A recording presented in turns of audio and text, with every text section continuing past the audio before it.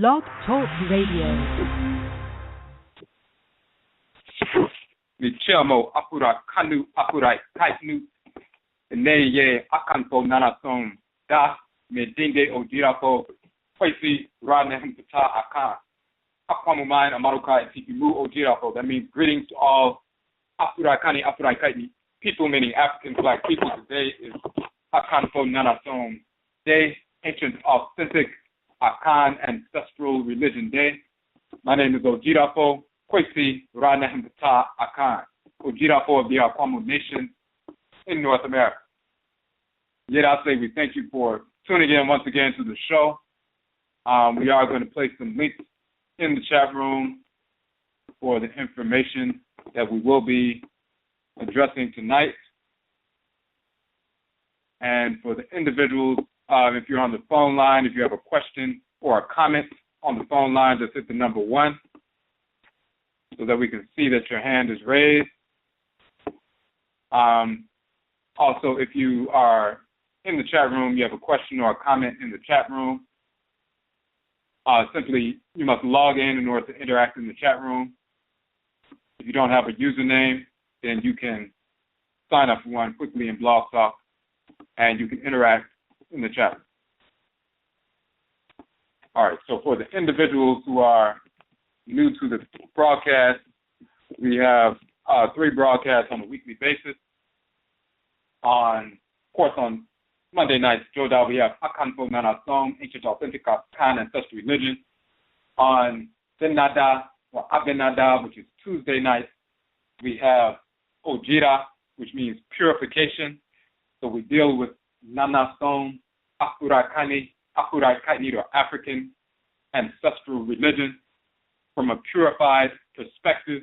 Ojira means purification. It also means a celebration of purification. And so when we're dealing with Ojira and Nanasom, we're talking about the purification of our ancestral religious practices.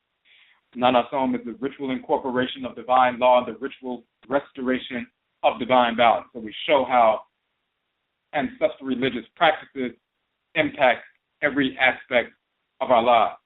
We clarify and purify information regarding Akan cosmology, culture, philosophy, as well as Afurakani, Afuraitkaitnit, cosmology, culture, ancestral religious practices, texts from ancient Kemet and so forth, as well as texts and ritual practices and philosophies from other Afurakani, Afuraitkaitnit, African ancestral religious groups on the continent, as well as our people in the Western Hemisphere, in North America, Central America, South America, the Caribbean, people who are descendants of the Musuaketi, the great perversity, the enslavement era, those of us who were forced into the Western Hemisphere because of that era. Our people continue to engage our religious practices, our ritual practices. Those who adhere to those ancestral religious practices are those who freed our people from enslavement in North America, in South America, in the Caribbean, in Central America, and so forth. So we go into detail about various aspects of Nanasom from a purified perspective, Denada, Abenada, or Ojira, the purification broadcast. On Wednesday nights, Awukuda or Akuada, we have Egua, which is Marketplace Day, and we have businesses, organizations, and institutions that are serving the Afurakani, Afuraitkaitnit community. Of course, our people, our businesses, organizations, and institutions that are serving our people in a positive capacity, but also who maintain our ancestral religious values in that service. So we've had a number of individuals come on to the show and sit with us for the entire 2 hours for an interview talking about their businesses, their institutions, their organizations, how they came to establish these organizations, how they're serving the community, how they became involved in their ancestral religious practice, and how that practice informs their service to the community through their businesses, organizations, and institutions. So, of course, in the Blog Talk archives on our channel, which you can follow us on Blog Talk, by the way, you can access all of the over 150 broadcast archives from all of our various programs, of course, including the Egua Marketplace show. Now, in addition to that, and in concert with that, we have published our document called AKANFO Economic Development Model. And so this is an economic development model rooted in NANASOM, rooted in Afurakani, Afuraitkaitnit, or African ancestral religious values. So we deal with economic development from that concept. When we get ourselves in alignment with divine order through our ritual practices, that means we align our thoughts, intentions, and actions with divine order, and we begin to align with one another naturally. It's a natural inclination that we have to align with one another and support one another economically and socially and politically and so forth when we are spiritually aligned. So when people talk about economic development and all we need is to focus on economics, that's very naive. If that was all it took, then we would have been doing that a long time ago. As soon as you let people know that there's over $1 trillion of income that black people in America, for example, are having our possession on a yearly basis, and we spend 95+% of that income with the whites and their offspring, our absolute enemy. It's very simple logic to recognize that we spent the vast majority of that money with our own businesses. Even if we took 20% of that and spent it with our own businesses, we would be able to begin to employ and ultimately employ every single Afurakani, Afuraitkaitnit individual in the nation with a high-paying job or helping them establish an entrepreneurial endeavor. That logic is very simple to understand. A child can understand. So the logic is not the issue. The information dissemination with regard to those statistics is not the issue. If that was the issue, and that was the sole issue, we would simply flip and engage that process. The issue is that we are not in alignment with order. And because we're not in alignment with order, we don't engage one another in a harmonious fashion because we are engaged in self-hatred. And when you're engaged in self-hatred, whether it's overt or whether it's covert, then you will not naturally move in the direction that your soul, the divine consciousness naturally moves you in. The cells within the various organs and organ systems have their own individuated existence. However, they are designed to function in an interdependent fashion with the other cells within that organ, gland, or organ system. So therefore, they are naturally inclined to serve their own needs and then interdependently with one another. That's a natural inclination. They don't have to be taught that. We have our own individuated existence. We have our own specific function to execute in creation. And that's a reality. But our functions are designed to be interdependent in many areas. So we have a natural inclination when we align with ourselves spiritually to not only service our own needs, our own functions, but to function in harmony with other Afurakani, Afuraitkaitnit cells within the great divine body to function in a harmonious fashion as a part of an organ or organ system. When we're out of harmony with order, we're out of alignment with our ancestral culture, ritual practices, and so forth, we're engaged in self-hatred, then we don't honor that natural inclination. So then we have all kinds of reasons why we support our absolute enemies, the whites and their offspring, and fund our oppression by giving them our funds, as opposed to funding our own liberation by supporting our own institutions, organizations, and so forth. So in the AKANFO economic development model, we address that reality. When you deal with the spirituality, the realignment, then you can deal with the economics as a result of that. If you focus simply on economic development, everybody who's been talking about that for the past 100+ years have been absolutely ineffective. They've been a failure at what they're doing because it has not worked. And clearly our people are still spending 95+% of our income outside of the community with no end in sight as far as they're concerned. So whatever people have been doing and talking about, it has absolutely failed. So we must reassess and get to the root of the issue. When you deal with the spiritual alignment first, you get people's minds back to normal, then you don't have to teach them cooperative economics. It's a natural inclination that we begin to honor. So once we have that, that's the first part. of the AKANFO economic development model, and then the second part deals with the specific strategy. Now that people are realigned with reality, now all we need is an effective strategy to marshal those resources. And the strategy we use is to starve the beast and feed the pride. And what that means is we make an assessment on a weekly basis, on a daily basis, to determine what funds we would have potentially spent with the whites and offspring, and then starve the beast and feed the pride. We take the funds away from the whites and offspring, do not spend at their businesses, reallocate those funds directly to the Afurakani, Afuraitkaitnit, or African Black Business Organization or Institution of the Week. We are targeting one institution per week for 52 weeks. And when you look on the AKANFO Economic Development page, you look at the various businesses over the past nearly 5 months that we have been doing this list of businesses, and the list is growing, and we have supported as a community. And of course, one person, if you starve the beast and feed the pride and take $5 away from the white Starbucks that you would have spent it at one day, and you take that $5 and make a donation to the Black Business of the Week, or purchase a product or a service from that Black Business of the Week, then that's $5 taken from the white community, the Black community. If 1,000 of our people do that, then that's $5,000 taken from the whites and their offspring and given directly to a Black business that will allow us to keep our people employed, employ more people, serve us at a greater capacity, and so forth. So that's a $5,000 infusion of capital to a Black business taken away from the white business. If we don't do this, then of course we're simply giving that $5,000 to our absolute enemies on a daily basis. So every time we spend money, we are actually making a decision. We're either going to continue to support our absolute enemies, reach in our pockets and give our enemies our money so they can take the money and feed their people, their families, their children, and starve our people. We're going to take the funds that we actually already have and give those funds to Black businesses so they can serve Black people and employ Black people.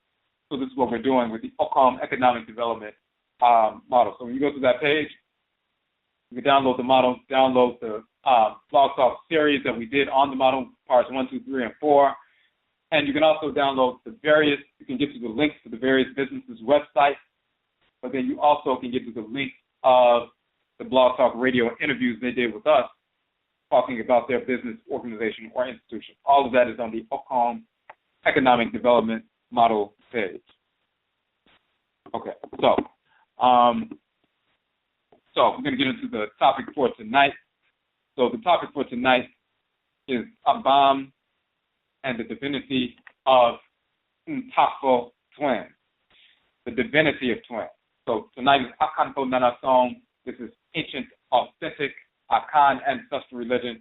We deal with specifically the Akan expression of NANASOM on Joda on Monday nights. On Binada Tuesday nights, we deal with NANASOM, Afurakani, Afuraitkaitnit, ancestral religion in general. But on Joda Mondays, we deal with the Akan expression of NANASOM, of ancestral religion. Number one, because we are Akan. Number two, because of the misinformation propagated in the Western Hemisphere regarding Akan culture and philosophy and cosmology and so forth, but also propagated by AKANFO on the continent who have been infected with Christianity and Islam and white culture in general, and therefore they have infected the presentation of ancestral religion and Akan philosophy and culture and so forth. So we clarify these things through the process. We also show our identity as AKANFO, migrating from ancient Khanat, a title of ancient Nubia, a couple of thousand years ago, to the western part of the continent, reestablishing that empire of Khanat or Ghana in the western part of the continent, the ancient empire of Khanat or Ghana.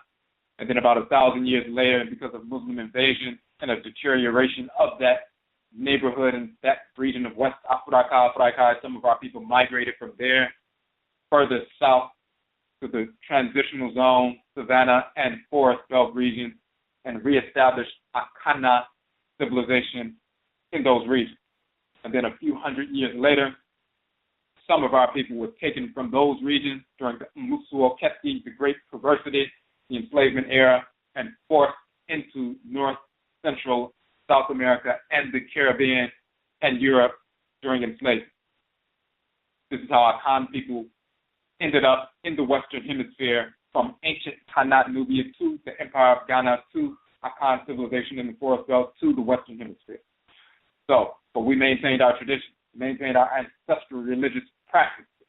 So in Suriname, for example, the Akan tradition is practiced under the form of Winti. In Jamaica, it's practiced under the form of Obia. In North America, it is practiced under the form of Kudu. And of course, we have our book that we have published, Kudu People, Afurakani, Afuraitkaitnit in North America, of Kudu from ancient Kudu, Ndunu land, ancient Khanit, Nubia. It's one of the titles of Nubia, Khanat, Hafeti, and so forth. It's also Ndu, the Ndu land, and the people called Udu people.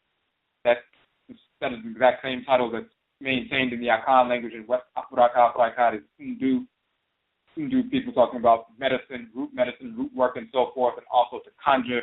Then, of course, in North America, Kudu means root work, root medicine, including the root doctors and so forth, root workers, but it also means conjure, because it's the exact same term, the exact same religion. Those who maintained our Akan ancestral religious practices, as well as Afurakani, Afuraitkaitnit people in general who maintained their ancestral religious practices, those are the people who led the wars of resistance to overcome enslavement, not only in South America, Central America, and the Caribbean, but also North America. And we waged war and defeated the whites and offspring and forced the end of enslavement and forced the reality of abolition and emancipation. It was because of the wars that our people waged against the whites and offspring. The Civil War comes at the end as a result of the wars that we began to wage against the whites and offspring, massacring them. When they were forced into that military conflict because of the wars that we waged. If it wasn't for us waging war, they would have had an amicable settlement between North and South, and there wouldn't have been a problem. But we were killing the whites and offspring, including the Gullah Wars and so forth, and we've did broadcast dealing with that. So just wanted to give about background with regard to Akan people from ancient times into the Western Hemisphere. So tonight's topic, Abam and the Divinity of Ntafo Twins. So we're going to dealing with the Divinity of Twins, not only the divinity, deity of twins, but we're talking about the divinity of twins, the divine nature of twins, and how they come into being and have that divine nature. So we talk about in the event notification for the show, Ntafo, Ata is the male term for twins, and Ata is the female term, tonal language. Ata is the male twin, Ata is the female twin, Ntafo is the group of people, folk, who are Ata twins. So Ntafo twins are recognized to be vessels of the Abosom, the divine spirit forces of divine law and balance, manifest in the community. So the twins are vessels for divine balance. When you see them, they manifest divine balance in the community, in the nation, in the human sphere. Ntafo twins and Owonta, the mother of twins, are thus honored with specific ceremonies called Abam in Akan culture. This includes ceremonies connected to the fertility of the land, meaning the balance of the land, on a yearly basis. We discuss the nature of the Abosom Abam and Amaomee, which is Maa and Maat in ancient Kamit. These are the same divinities in the Akan tradition. So, first of all, let's deal with the nature of our experience with Ntafo, with twins, and of course you'll find this across the board wherever Afurakani, Afuraitkaitnit people are. We talked about Ata is the term for male twin, and Ata, and of course it's a tonal language, is the term for female twin. So Ata being twin, you'll find that exact same term in ancient Kamit. Ata meaning twin. It's spelled in the Medusu HTR, but they don't understand what the vocalization is. You'll find a Coptic vocalization of Haftre or Haftara. But when you look in the Akan language, Ata comes from Hata, from ancient Kemet, meaning twins, those who are conjoined. And you will see the divinity Kunwemu, the ram-headed divinity, flat-horn, ram-headed divinity, who is fashioning the spirit, the soul of the person, the ka of the person, and the body of the person on his divine potter's wheel. That divine fashioning takes place, and then he places the individual in the womb of the mother. So as he's fashioning the ka and the body of the person on his divine potter's wheel, and the ka and the body of the person are identical, like identical twins, of course he's also fashioning the ka and the body of children of multiple births as well, and therefore he is a patron divinity of twins just by virtue of the fact and nature of his fashioning the soul, the ka, and the body together that are identical on that divine potter's wheel. So, just so you can see that Hata in ancient Kemet is Hata in Akan dealing with twins.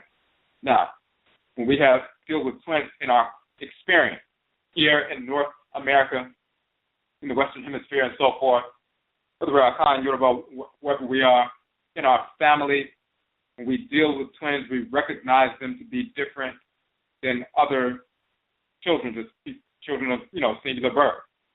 All the children are, of course, embraced and valued and so forth, but we understand there's a difference when twins are born. When people find out they're pregnant with twins or prior to ultrasounds and so forth, people would find out in a couple of ways. Of course, they would find out when the twins were born. However, when women were receptive, we're dealing with hoodoo. Now we're dealing with juju. We're dealing with voodoo and so forth. The mother is receptive to her ancestresses and ancestors very often. Those ancestresses and ancestors will come to the mother, speak directly to her, and tell her that they are the ones that will be born. And she knows that she's going to conceive that month because she's already spoken to the Ntafo, the ancestresses and ancestors who are coming through the womb. That happens with a singular person as well as if there's going to be a multiple birth, it's going to be twins. So they will identify themselves and let them know. The forces in nature will let the mother know, and sometimes the father as well, or if there's a hoodoo man, hoodoo woman in the family, they will let them know as well. And they will inform the mother, inform the father, one or both of them, that certain ancestresses and or ancestors are coming back through to be born, reincarnate through Bebra, reincarnation to come back into the world, to bring a certain kind of energy into the world. When they see the forces in nature that govern them, they will see the twin divinities that govern them, they will inform them of that and let them know, hey, you're going to have twins. And this is going to be a special situation. There are going to be certain things you need to do spiritually. Keep yourself in balance. Because there's a great deal of power coming through. Of course, with ultrasounds, people will find out that they're going to have twins that changes their perspective. Or when people are born, they see the twins, but very often before that happens, in our community, this has been happening since enslavement and afterwards. Some spirits of our ancestresses and ancestors informing us that they are coming into the womb. Then the woman becomes very often and communicate with the child in the womb if they are receptive, if the woman is receptive. Sometimes the male is receptive and can communicate with the child in the womb as well if he is receptive. So this has been taking place for hundreds of years. And of course, this goes back thousands of years because this has always been our practice. So when the twins come and they are born, and we see them as sacred because we recognize divine balance. Of course, male and female are complementary opposites, and they balance one another out. We balance one another out and so forth. But when we see the twins, we balance one another out when we come together. One half male, the other half is female, two halves of a divine whole. And when we come together, then we make that divine whole, and then we reproduce. When we see these twins, we recognize that balance instantly just by seeing that identical nature very often. Sometimes we have fraternal twins, but just by virtue of the fact that they come out of the same womb, come out of the same, that we know there's a balance here, there's a polarity here. When you see the identical twins, then you see that balanced energy. You're recognizing it and able to perceive the divine balance in nature in human form. Of course, we experience it and we see it amongst animals and plant life and mineral life and so forth, and we just feel the balance of creation just by virtue of the fact that we are operating in the world and we can get off balance and then we can maintain our balance. If you're falling over and you straighten yourself back up, you restored your balance. So you're consistently experiencing balance on a regular basis. But then when you see in the human sphere the manifestation of divine balance and equilibrium in the person of these twins, you recognize they carry a different energy. And then as they grow and develop, then we recognize they have a higher psychic sense. They can commune with one another, and we recognize that. That's just on a lower level. Of course, they came through the same womb, so they can commune with one another. They know what the other one is thinking, even if they're separate from one another, even if two twins grow up separated at birth, and they grow up in different states and so forth, and they finally meet each other when they're 25, 26 years old for the first time and shocked that they actually have a twin and never knew. You look in one twin's house, they wear the same kinds of clothes and have the same kinds of things in their house in one state that the other twin has in the other state. That's just a lower level bond that they have just by virtue of the fact that they came through the same womb. However, there's a higher psychic power when you deal with Afurakani, Afuraitkaitnit people connected to the Abosom, the divinities that govern twins. And so we tune in to that because they're bringing balance and equilibrium, that polarity, into the world, manifest in the human sphere, the Afurakani, Afuraitkaitnit human sphere. So as soon as we see them and feel their energy, we feel that equilibrium, we feel that balance, we recognize that law. And then they begin to interact as they're growing and developing, and you begin to notice their communications with one another, but then when they begin to attune to the Abosom that governs them, then we start recognizing the reality that they're not just able to commune with one another, but they have the capacity to commune with the Ntafo, the spiritually cultivated ancestresses and ancestors on a higher level, greater facility than the average person, and then to deal with the divinities, the forces in nature. So we recognize them as sacred. We begin to consult them.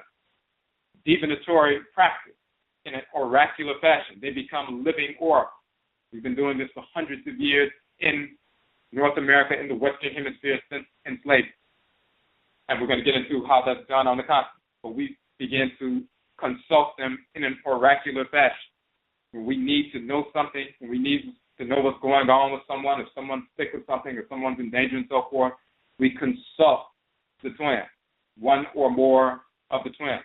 And they can give you that information if they are in tune. The ones who stayed away and didn't get too much involved in church or other kinds of nonsense and were still more focused and pure and so forth, they can attune to that. Those who got caught up in white culture, they'll grow up and say, well, you know, I've always had this sixth sense and I can kind of feel different things, but they've blunted that because they've embraced pseudo-religious practices and a fake cartoon character did. But those who have not got caught up in that too much, then they can still attune. And we begin to utilize them as living oracles. And that's been going on, as we said, for hundreds of years here in America. So, and very often they become healers, mediums and so forth, a number of different things. So we've been dealing with this on a regular basis. We honor them. We make sure no harm comes to them and so forth. We put them on a different level of protection in that regard. Of course, you protect all of the children, but there's certain things you don't want to disturb twins. You don't want to disturb their energy because you know they have the capacity to tune in to the forces in nature, just like somebody else who is a medium can tune into the forces of nature. So you don't want to disrupt their balance. You want to maintain their balance.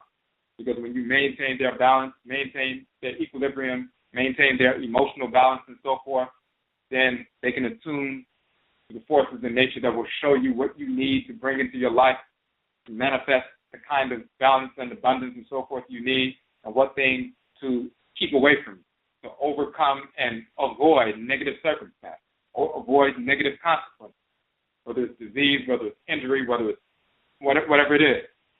Begin to attune to them in an oracular fashion. We've been doing this through our various practices since we've been here.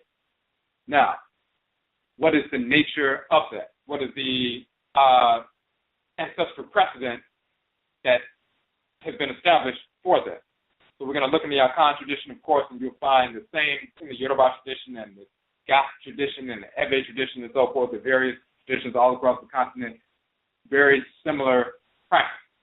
So we're going to look at the Akan tradition. We're going to show some connections as well, of course, to our ancestral Akan tradition, that of ancient Khanit, which is Nubia, and Kamit as well. And for the individuals who came in, if you have a question or a comment, of course, on the phone line, just hit the number 1. And if you're in the chat room, you must log in as a user in the chat room if you want to comment in the chat room. Okay, so let's get into some of this information dealing specifically in the Akan tradition. So, and you can find about the Akan twins and so forth, the Abam cult, so to speak, as they would call it. If you type in Abam cult, A-B-A-M, Abam cult, the cult of twins, and Akan culture and things like that, you'll find a number of different things talking about the Akan cult. What we want to do is talk about the traditions, but then show the connection to our ancient ancestral traditions as well as to our recent traditions here in the Western Hemisphere, and show the direct link to all of it. Second, real quick, I want to pull up this information.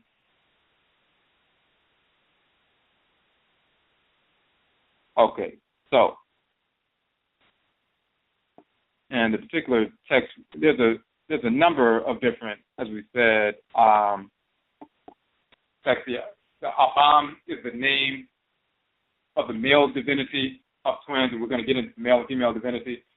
Abam is the name of the male divinity of twins in the Akan tradition, but Abam has a number of different meanings. So, and his name is Abam Kofi. Kofi is, of course, a Pradine, a soul name, Sida, or Friday for this divinity. But the word Abam has multiple interpretations.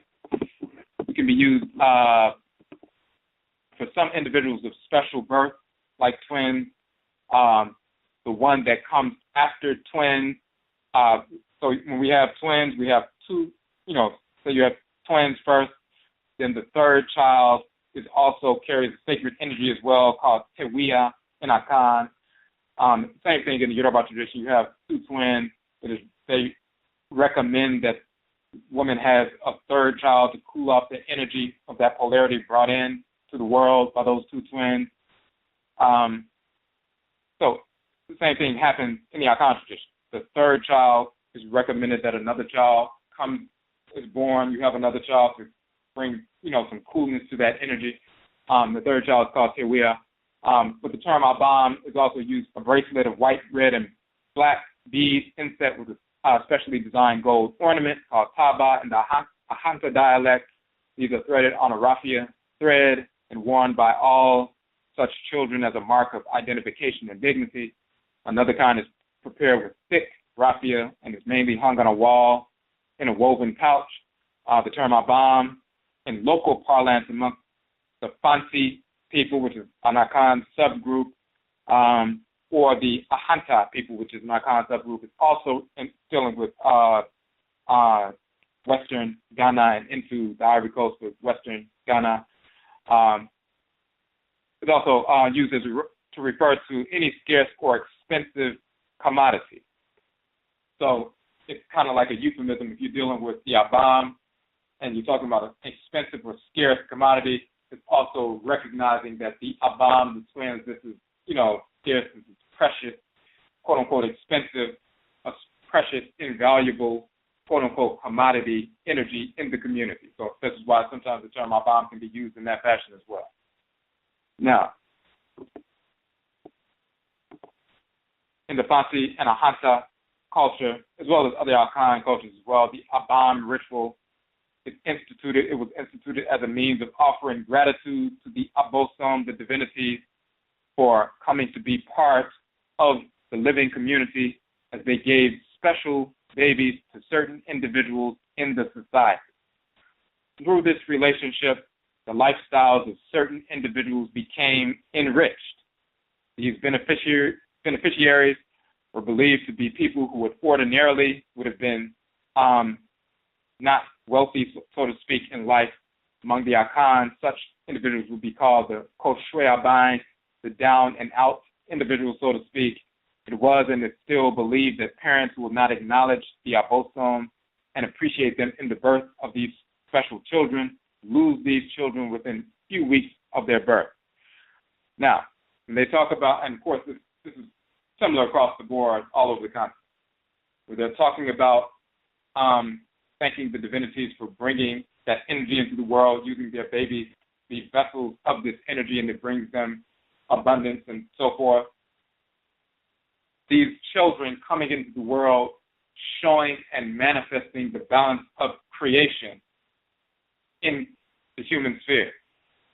Yes, we experience that energetically, but we also need to see that in the flesh as well, to recognize and have a constant reminder of the divine balance and equilibrium in creation, and that manifesting within our population, within our community, a living presence on a regular basis. And so when you see them and you preserve them and you protect them, then you're preserving that equilibrium.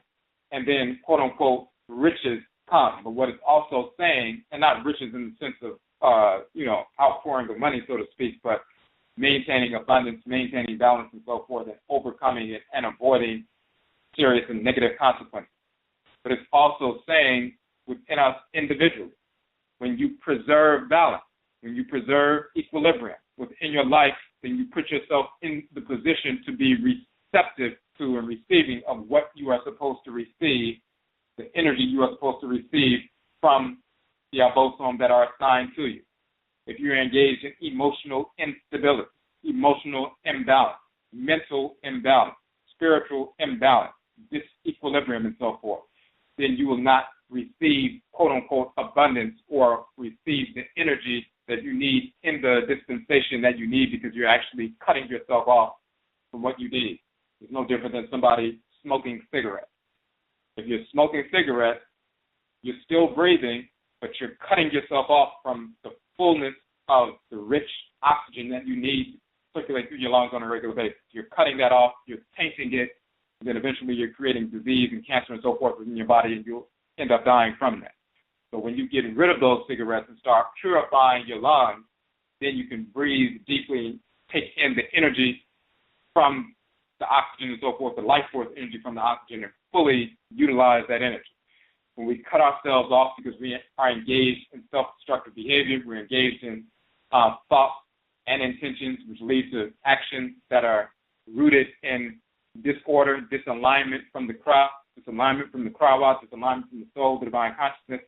That's how we become imbalanced through disalignment. Disalignment leads to imbalance. When we don't align our thoughts, intentions, and actions with the divinity that dwells in our head region on a daily basis, and we engage in ritual practices through Susu Home, meditation at the shrine to the Ntafo, shrine to our own Kra, our own Krawa. When we engage that process on a regular basis, then we keep ourselves in alignment. So then we operate in the world in an aligned fashion. If we make mistakes through immaturity, then we have Nanasom, Afurakani, Afuraitkaitnit, ancestral religion, the ritual incorporation of divine law and the ritual restoration of divine balance. So therefore, we can ritually realign ourselves through law and ritually restore ourselves by rejecting those things, objects, deeds, and entities we need to reject or hate to restore balance to our lives. So that way we can continue to move forward and execute our function in the world, maintain some balance, maintain our equilibrium, overcome obstacles, and avoid negative consequences when we are able. So when we don't do that, when we don't align ourselves, then we manifest emotional instability, spiritual instability, mental instability, biological, physiological instability, disease, and so forth. So what we're saying here is not when we deal with these twins, when we deal with this manifestation of equilibrium in the human sphere within the community, living and breathing day in and day out. When we protect them, the community receives, quote unquote, abundance or balance or, what we need to receive to maintain the balance in the community. If we neglect them, these agents of balance and equilibrium, then the community suffers on a mass scale. If the same thing happens with us individually, if we neglect our balance, neglect our equilibrium, neglect our capacity to align with our crowd on a regular basis, then we will suffer the consequences. If we seek to protect and maintain our balanced equilibrium through ritual practice, then we overcome obstacles, avoid negative consequences, and draw in the kind of balance or quote-unquote abundance that we are naturally wired to receive. So it works on both levels. So this is what we're dealing with on a societal level, but then also on an individual level as well. And of course, included within that protection, recognizing, just like we recognize in the Western Hemisphere, with regard to the twins in our families, that they become living oracles. And we can communicate with them and learn from them and get the information from the Ntafo and the Abosom so that we can avoid negative consequences for the community, negative situations, warfare, disease, epidemics, all kinds of things. The same, just like we recognize that here, we recognize that on the continent as well. So let's get some more information with regard to that. I'm just going to scroll down real quick. And they're talking about special children here. We're talking about, dealing with the nature of their birth. Healthy children who are either of multiple births from one pregnancy, the same sex preceding all births of a couple, like 3 males in a row or 3 females in a row, things like that, and successions of children, specific ranks within a set number of siblings, all these different kinds of things considered special birth. They are believed to be endowed and recognized to be endowed with special energy, special graces, and they come with a number of quote-unquote blessings, energy from the spirit realm. Akan people, they're talking about the people of Sekondi and Tokradi, but also Takradi, but Akan people just in general. We accord them with a great deal of dignity. So this ritual observance has seen so much pomp and pageantry in Sekondi in the past. It was fashionable for mothers to clad their twins, especially in white, parading through the streets, a number of different things. You still see that in certain areas where they haven't totally got caught up in Christianity and all of that nonsense. The same thing is true, of course, with other groups on the continent. The Friday preceding the main annual festival in the Sekondi and Takradi region, the main annual festival, the Kundum, the Friday preceding that, the Fida preceding that, in the twin city of Sekondi, Takradi, and the Adai Ketie, as in the rest of the Akan nations, are set aside for the communal celebration of Abam. Apart from this day, every Fida, every Friday, is a special day for anybody who is of that special birth. They must be smeared with the white clay and so forth, ritual purification. Now, the presence of the divinity, Abam Kofi, is acknowledged during the celebration of all of the special birth rituals in these various regions. This Abosom, this divinity, Abam Kofi, is recognized to be behind the birth of all of these children, though not the only one who offers them as gifts to the parent. He is depicted as an arch divinity, or a mediator between men and women and the supreme being, and that's going to be key. So again, recognize Abam Kofi, male divinity of twins, a mediator between our people and the supreme being, Nyamewa and Nyame. He protects the special children throughout their lives. It is as a result of the day name of this Abosom that all the rituals pertaining to the special children are celebrated on a Friday, on the Fida. This energy comes into being on that particular day, came into the community, possess our people on that particular day. On Fida, we're going to deal with that because Fida has to do with abundance and so forth. All right. And then they talk about the different preparations that we have for Abam and the different celebrations. We don't have to go through all of that specific herbs and a number of different things that they deal with there, so we don't have to go through that specific information. We do want to say here, twins are accorded more dignity and respect just as much as their parent. So the mother, of course, is Owonta, the mother of twins, and she is sacred as well. because her womb is the shrine for the divinities that come through and whose vessels the twins are. So because she is a shrine for Abam, Kofi, and Amaomee, male and female divinity of twins, and because those children come through her womb, she is a shrine as well. Same thing. So the Owonta, the mother of twins, is a sacred shrine, a living shrine for Abosom, and those Abosom are born through her, through the agency of her children. Same, of course, is true in the Yoruba tradition. The Iya Ibeji or Iya Beji is the mother of twins, and it's sacred as well. All right. In the traditional society, mothers of twins, for instance, are specialists in many regards in bone setting. Very elaborate ceremonies are observed for parents and children. The Abam ritual is performed alongside these elaborate rituals.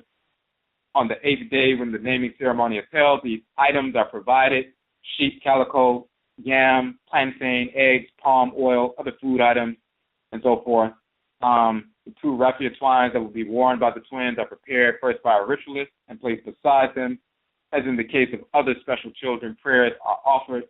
In a prayer, the ritualist will invoke the spirit of Nana Abam Kofi to inhabit the Abam, in this regard, the Abam are the sacred bracelets and so forth, ritual items that the twins will wear. Abam Kofi is invoked, so his energy will come take up residence in these talismans so they can have his energy with them, keep them balanced on a regular basis. And, of course, the blessings of Nana Abam Kofi are solicited for everybody who's present, especially the twins.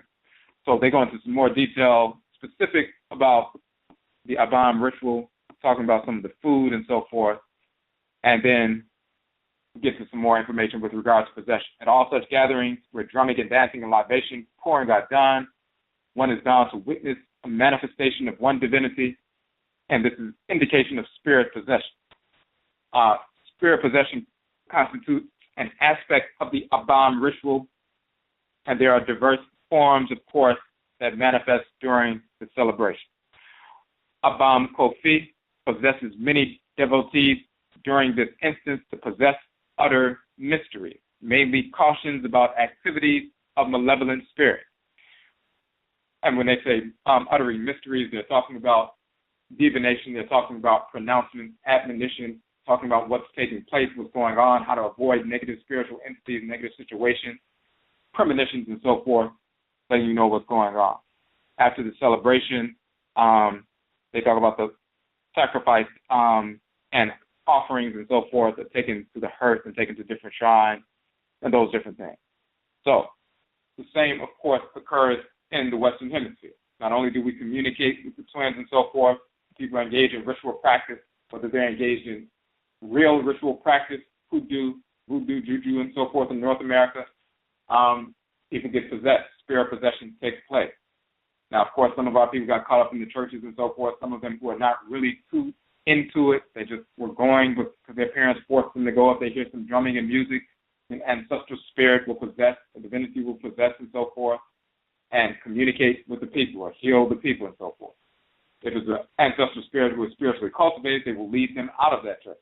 If it's a divinity, they will lead them out of that church and direct people not to go back because they know it's foolish. If it's a discarnate spirit that's not necessarily spiritually cultivated, they'll possess and help people out in certain situations, minor things with regards to disease and, protecting people and stuff like that, but they will allow them to continue to engage in self-destructive behavior because they were engaged in some kind of self-destructive behavior before they made their transition and became an ancestral spirit. So, but in the same form, we communicate with them, learn from them, receive premonitions and warnings and so forth from them, and sometimes these twins, children as well as adults, will get possessed and communicate. Sometimes they get possessed at a ritual, sometimes they get possessed in the home, possessed in the car. You're speaking, that's another person speaking. That's an ancestral spirit speaking through them. That very often happens when the twins grow up and they become adults. And they either get married or they get involved in a relationship, and brother's with a sister, or the sister, she's a twin, and she's with, her male man, and during sexual activity, they began to engage in mild or full spirit possession. And then people have these experiences. And if you've had those experiences, you'll see that somebody manifests and begins to speak.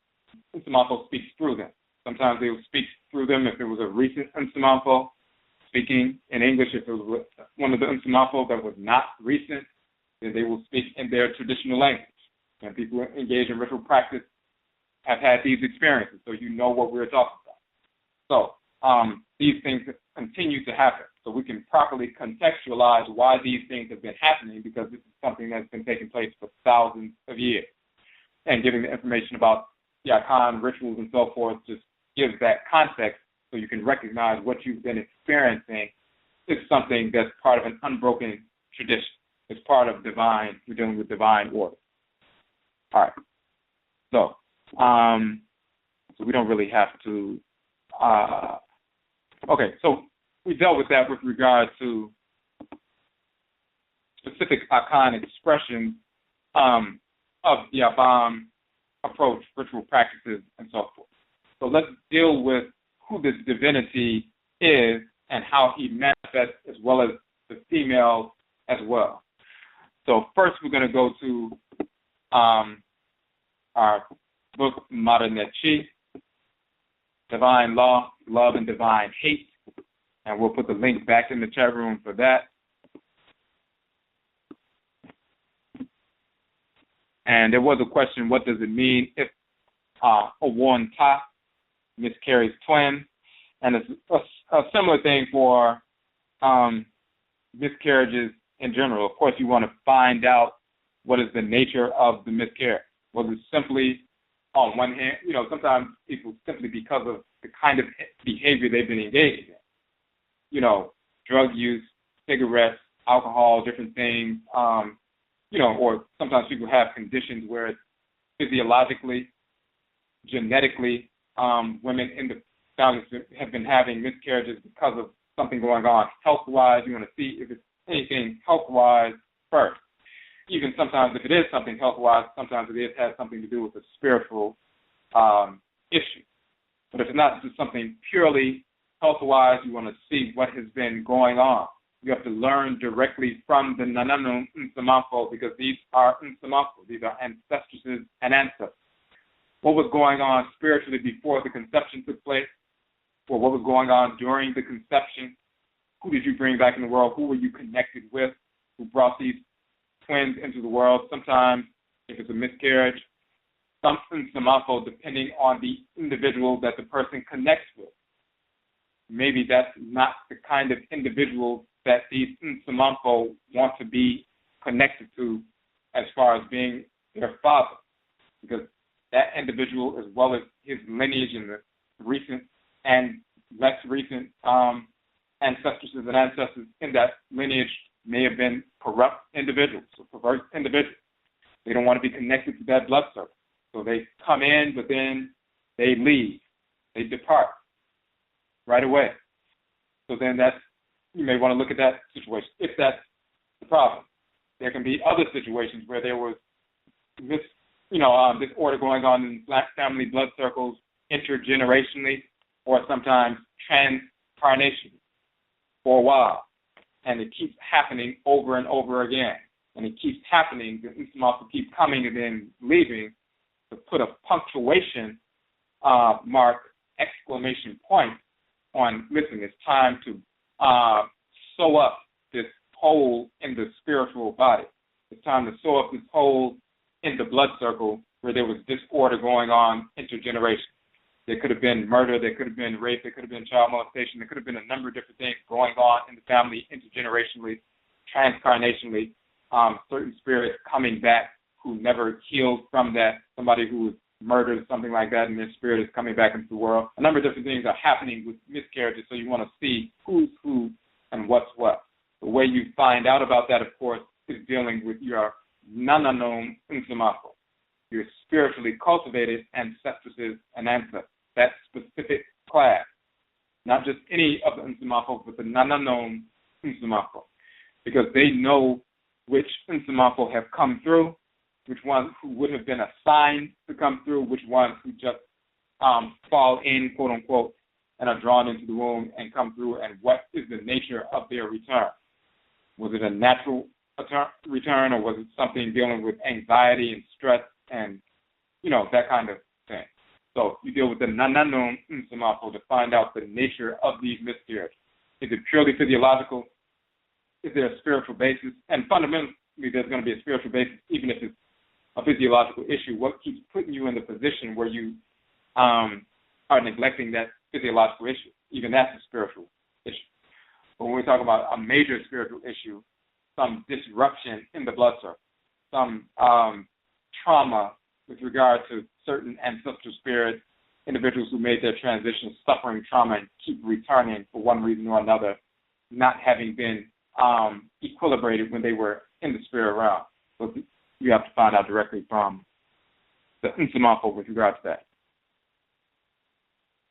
Okay, and let me know if that answers the question.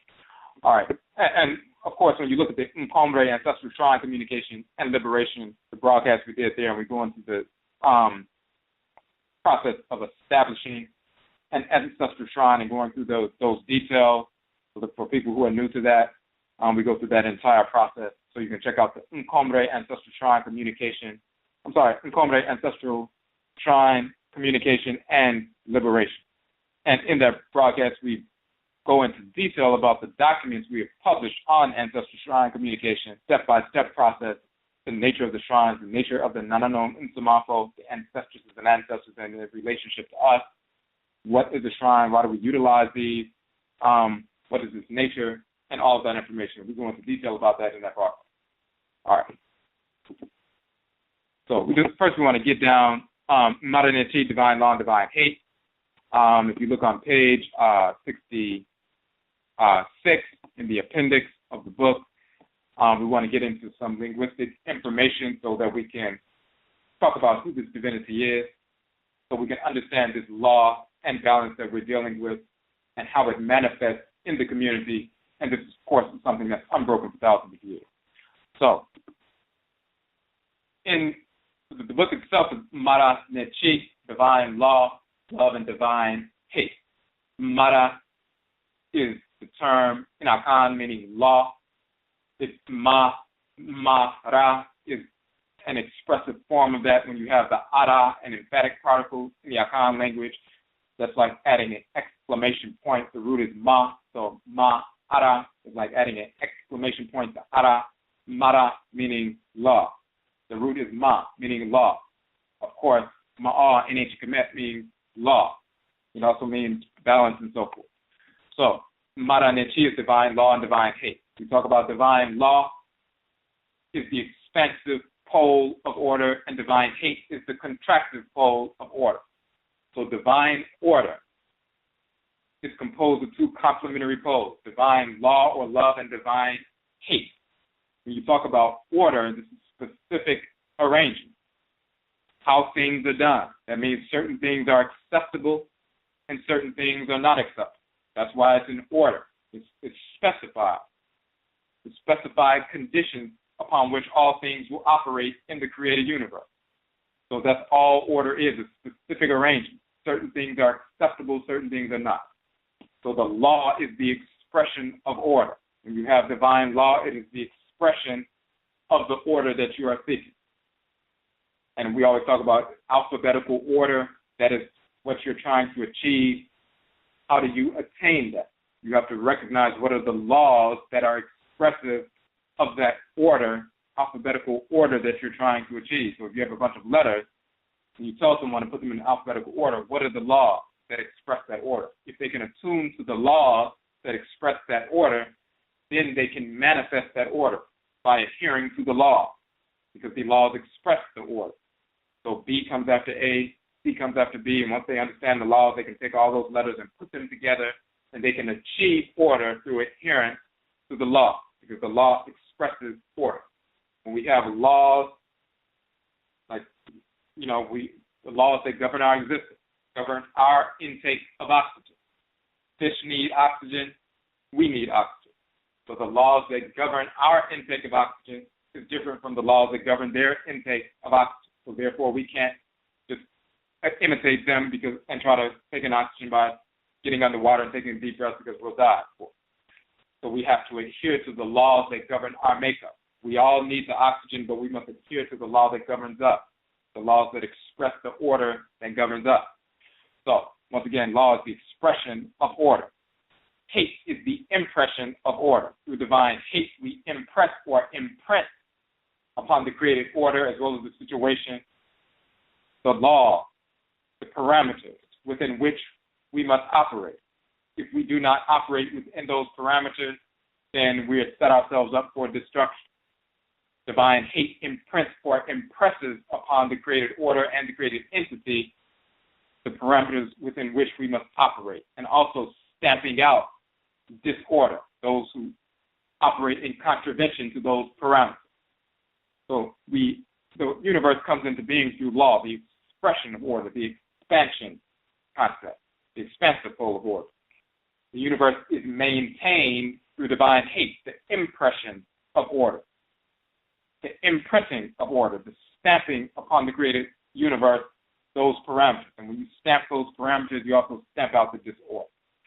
So this is what we deal with, the expansive and contractive poles of divine order, like breathing, expansion and contraction, expression and impression. But then we go further to define the term so we can understand why that is. The male and female force of divine law is Maa and Maat. The male divinity is Maa. The female divinity is Maat. They make up the expansive pole of order. The male and female force of divine hate is Heru, Behudet, and Setchima, Setmet. And they have even the term hate or cheat in their name because they are male and female forces of divine contraction, divine impression, divine hate, destroying disorder, cancerous cells, and so forth, for the purpose of maintaining the integrity of the divine order, maintaining the integrity of the divine arrangement. If you have an arrangement, something can upset or disrupt that arrangement. But if you have an immune system in place, you can destroy those things that would otherwise upset the arrangement. There's no reason to have an arrangement in order if something can just come along and destroy it as soon as you set it up. But if you have a mechanism in place to protect that order, then you're doing something correct. You're maintaining the order. So you have the order that is expressed through law and impressed through hate. Let's look at we're dealing with the Maa side, the law side. Maa is the male divinity of law. Maat is the female divinity of law and balance. Also, of course, when you deal with law and balance, that's a manifestation of integrity. That's a manifestation of what is real. That is a manifestation of what is true, in harmony with order. So that's why the general term Maa means to be true, to be upright, truthful, veritable, real, actual. That's descriptive of what balance is, what the reality is, what is the arrangement that we're dealing with. The order of creation is the reality. What is genuine, what is real, what is true, what is veritable, what is actual, what is the integrity of creation. That's what the order is. And when you talk about the law that expresses that order, the expression of order is always truth. Truth is simply the expression of order. When you see order being expressed, you see truth being expressed. When you see disorder being expressed, falsehood, that which is out of harmony with reality being expressed. So this is the connection between truth and order. When you see balance manifest, that simply means you are in alignment with order. Spiritually, we're talking about. When you see imbalance manifest, then you've gotten out of alignment with order. So you're out of alignment with truth. So this is the connection. When you see balance, you see truth. Because when you see balance, you see an expression of divine order, which is the balance of male and female. So this is the connection between truth and balance and order and the expression of order and so forth. So when we look in the language, we have the Medusa here on page 66 in Modern Nechi, Divine Law and Divine Hate. We show the Medusa, the hieroglyphs for the name Maa, the divinity Maa, male deity, the female divinity Maat. Of course, we did an entire broadcast on the male divinity Maa and his relationship to the goddess Maat. People talk about Maat all day long. However, they've never very often heard of the god Maa, who is a male divinity. Maa in ancient Kemet is Abam, Bam, or Mbam in Akan. We just talked about him. So we did that broadcast. You'll see that we go into detail talking about how the divinity Abam is Ma or Ma in Kamet, the same divinity.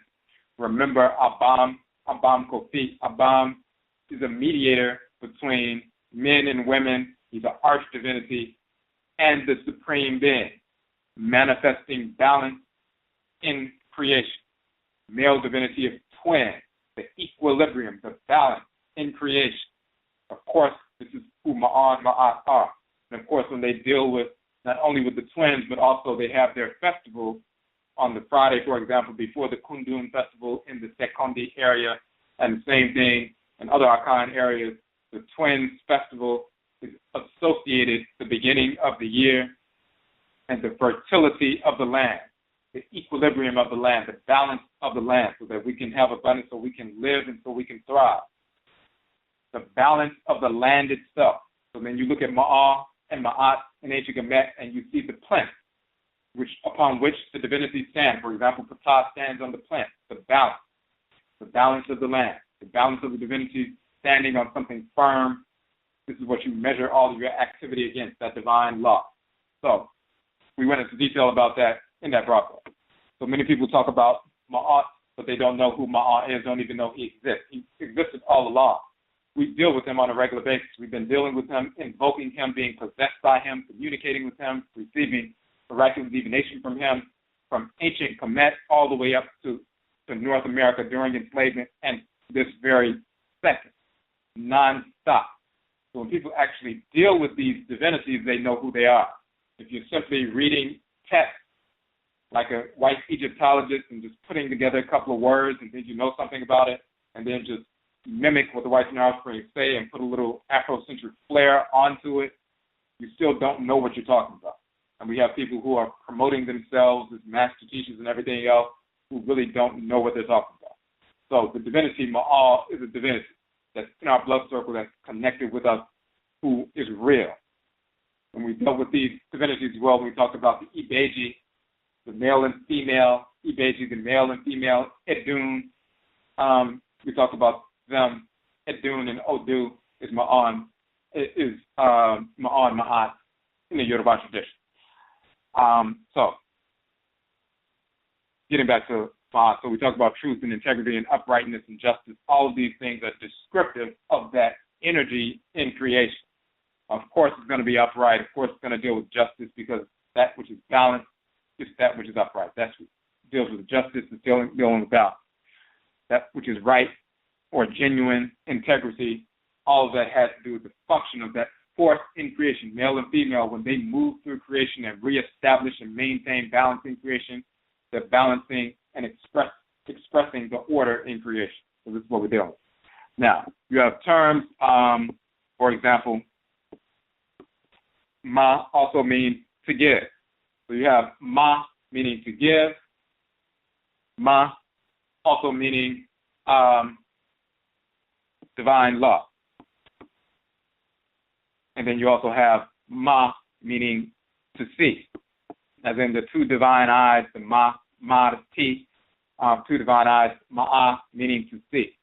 Now there are two versions of that. M-A-A-R, Ma'ar, Mara, to see. So then you also have M-A-A, Ma'a, to see.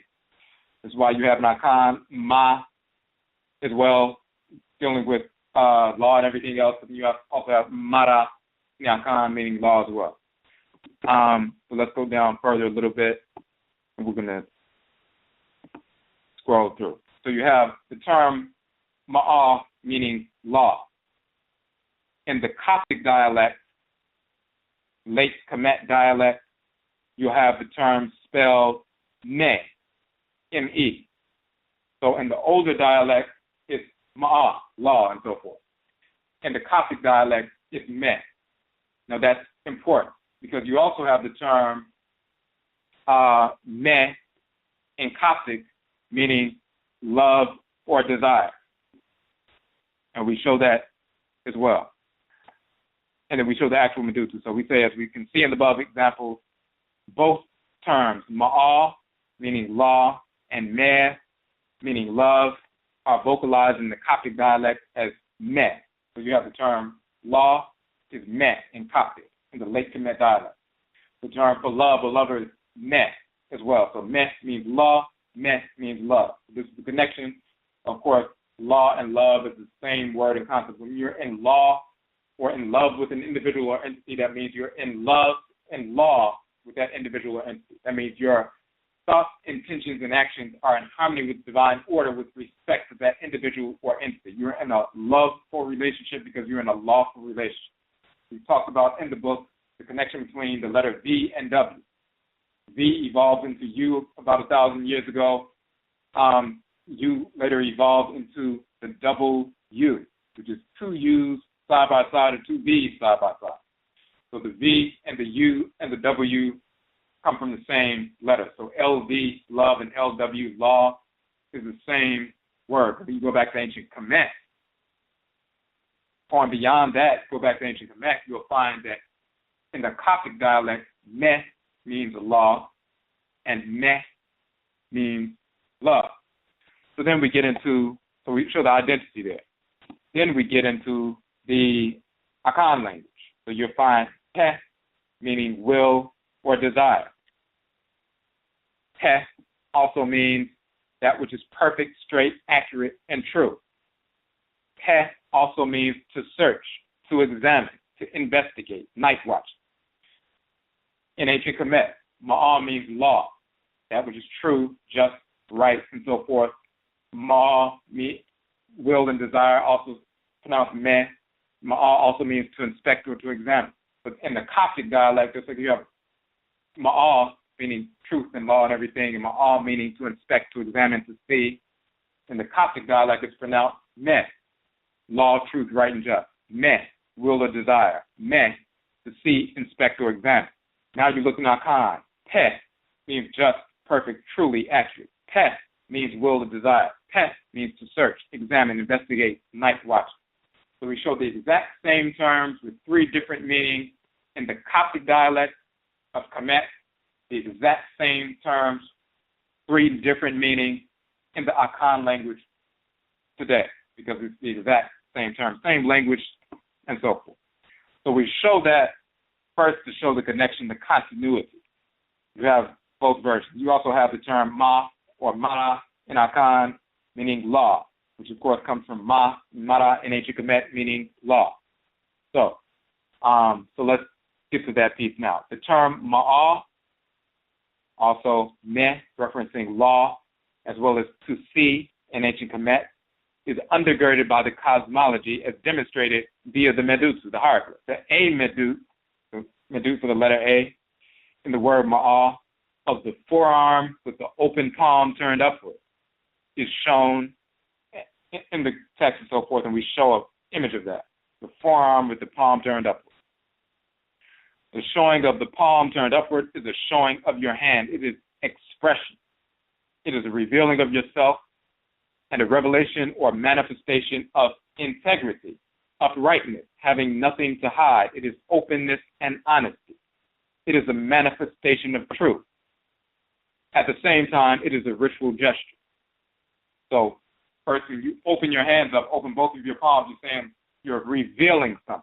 You're showing something. You're showing I have nothing to hide. I'm open. I'm clean.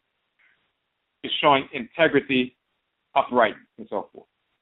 Yet it's also a ritual gesture. While turning your palms towards someone is a ritual provocation. You're pushing someone, pushing energy, electric, whether you're physically pushing someone, or if you see somebody ritual dance, Afurakani dance, or even the perversion and so-called qigong and things like that, when they're moving their hands and pushing towards someone, pushing energy in that direction. That's electric. It's a provocation, ritual provocation.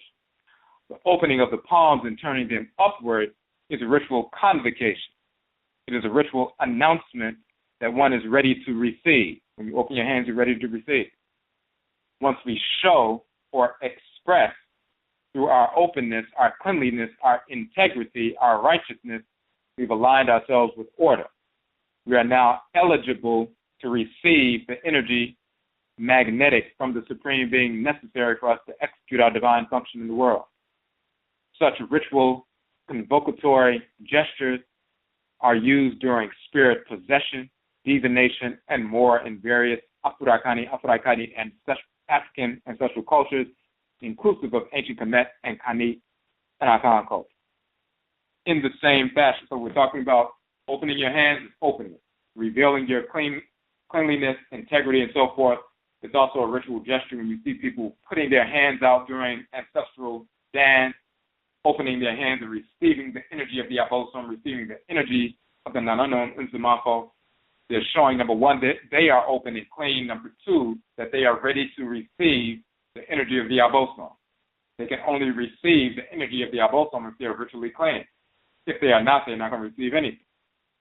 So they're showing themselves, number one, to be clean, but also showing that they are eligible to receive that energy and that they are ready.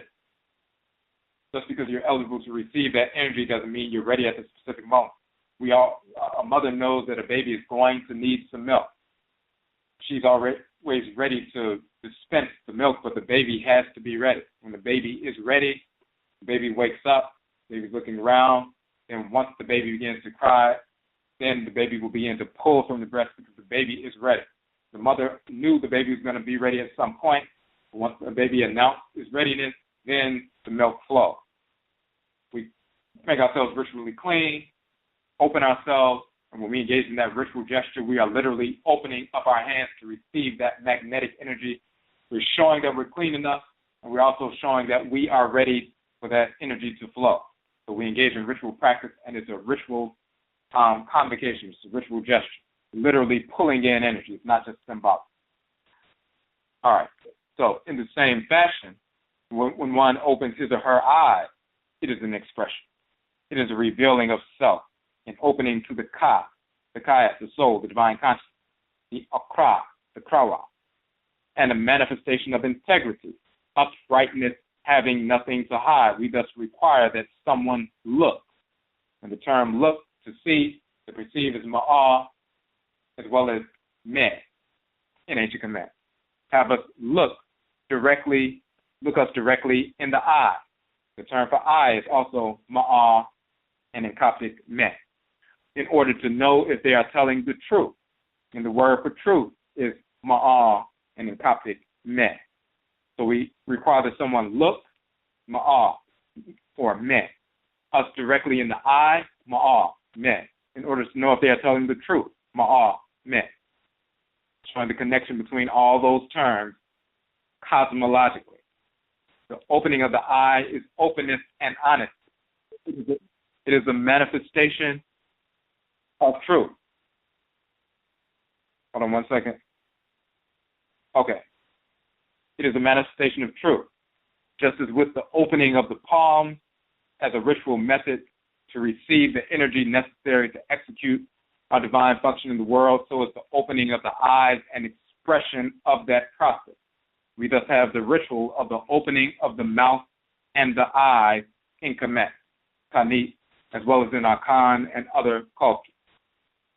And of course, we talked about that whole notion in Hoodoo, for example, when you invoke the Abosom, invoke the Ntafo, in the process of sleep paralysis, when the spirit is riding a person, so-called witch is riding a person at night, and you can't move, can't open your mouth, can't open your eyes, and the spirit is controlling your body and you're struggling, you engage in ritual convocation and to repel that spirit, and then the opening of the mouth and the eyes and the movement of the arms and legs and so forth is possible after that. So, again, with the open palm or the open eye, we are revealing ourselves, expressing ourselves. We are thus able to receive, draw, receive with the hands, or receive through insight. Attract balance to our lives. Law, Ma'a or Me, is the instrument by which we attract balance to our lives. Love, Me, is the instrument by which we attract our balance, our complement, our spouse to our lives. Opening our hands to receive and our eyes to receive thus allows us to express our true nature and receive what is necessary to function. Upon reception of this energy from the Supreme Being, our influence and sphere of awareness expand. Law or love, Ma'a, or Me, is the expression of order. It is the expansive pole of order, divine order. This is the key difference between law or love as expression, revelation, integrity, and attraction, as opposed to the belief that the focus of love is given.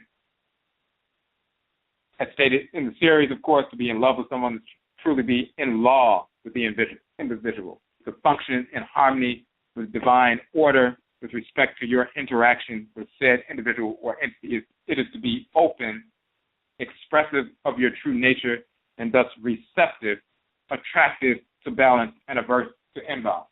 So this is what we're dealing with regard to what law, quote-unquote, love really is. Now, we talked about how it is expressive, open, expressive, opening your palms, opening your eyes, expression. And when you open your palms, you're expanding. You open your eyes, you're expanding. When you align with the law, align with divine order, you express yourself, then you are able to attract or receive the energy from the Abosom, from the Supreme Being, from the Ntafo. When you can receive that energy, you can attune and express the fullness of your capacity, the fullness of your potential. When you open to the Supreme Being, because you've aligned with your craft, then your spiritual potential, the things that you are supposed to execute in the world and the kind of energy you've been given, you're fully open to utilize all of it. You can express the fullness of your energy capacity. If you cut yourself off from your potential and you're just basically going throughout the course of the day and night and so forth, you're not living up to your potential.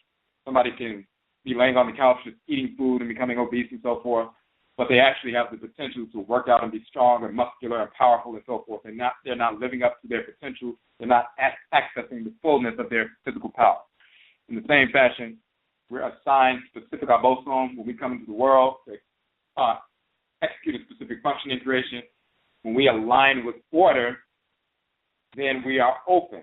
We cleanse ourselves. We can make ourselves open to receive the fullness of the energy of the abosom that governs. And because we can now receive the fullness of that energy, our sphere of awareness and influence expands. So through law, through openness, through Maa, we expand. That is the expansive pole of order, the expressive pole of order. We open our hands and open our eyes to be expressive, show our integrity, our righteousness, our cleanliness, readiness to receive, and then we receive. We get that energy, whether it's through spirit, possession, or communication, and so forth, and we're filled up with that energy, and we're expansive to our greatest extent, and now we can operate with the fullness of our energy and execute our function in the world. The expansive pole of order is divine law, so-called love, expansive, expressive is what we're dealing with. So then you look in the Akan language, the term Ma also means fullness. It means fullness, expansiveness, and so forth. It's reduplicated Ma as well as Ma, but then you also have the reduplication Ne, Ma, which means fullness, expansion, and so forth. In fact, you can read a quick definition from the Asante dictionary just so people can see. The term Ma means fullness. For example, the water pot is full, or the bottle is full of water. And then another version of it, fullness, plentiness, and so forth. The reduplication is Ma, but there's also Menma, the fullness, expansive. But then we also have the term, just like we have in ancient Kamit, Maa is in the Coptic dialect, you'll find that Met is the pronunciation. It's like we have law in the ancient dialect, Maa, in the Coptic dialect is pronounced Met. Same thing. The word to look, to see, Maa, in the Coptic dialect. So let's look in the Akan language and see if we have the same representation. We said Maa means fullness. If you look also in the Asante dictionary and look at the term Me means to feed to the full, to fill, to satisfy, to satiate. So here again we have the ancient dialectical variation, Maa, fullness, and then the Coptic dialectical variant, Me, which means full, to satisfy. Meaning, in the Akan language, we have the ancient dialectical variation, the vocalization, and the Coptic dialectical variation, showing that some of our people were still in ancient Kemet, by the time the Coptic era took place, and we migrated after that. And this is why we still have both dialectical variants. That's just one pointer towards that reality. Of course, genetics and archaeology, as well as anthropology, in concert with that linguistic information, fills out the picture to prove that. But this is just one indicator of that reality. Ma'am meaning fullness, Met meaning full. Just like Ma'am meaning that expansion in ancient Kemet, openness, integrity, truth, righteousness, justice, and so forth. In the Coptic dialect, it's Met. So that's important because just like you have Ma and Me, the reduplication can be Ma, but it also can be Ma. There's the reason why that's also important is because when you look at the name of the divinity, you have the divinity Amam, but then you also have the divinity Amaomee in Akan culture. The whites and their offspring of some of the Akan academics think that Amaomee is a title of the Supreme Being. In reality, Amaomee is Maat, the female divinity, and Amam or Abam is the male divinity, dealing with fullness, expansion, connecting with the divine law and balance, the expression of order, the expansion, all of that we just talked about. Maa and Maat being the expansion of divine order, the expressive pole of order and so forth, the fullness, the expansion. Maa as well as Me. Amaomee is Maat in the Akan language. Abam is Ma'a in the Akan language. This is the male and female divinity that we've been invoking, worshiping, dealing with on a regular basis for thousands of years. Same divinity.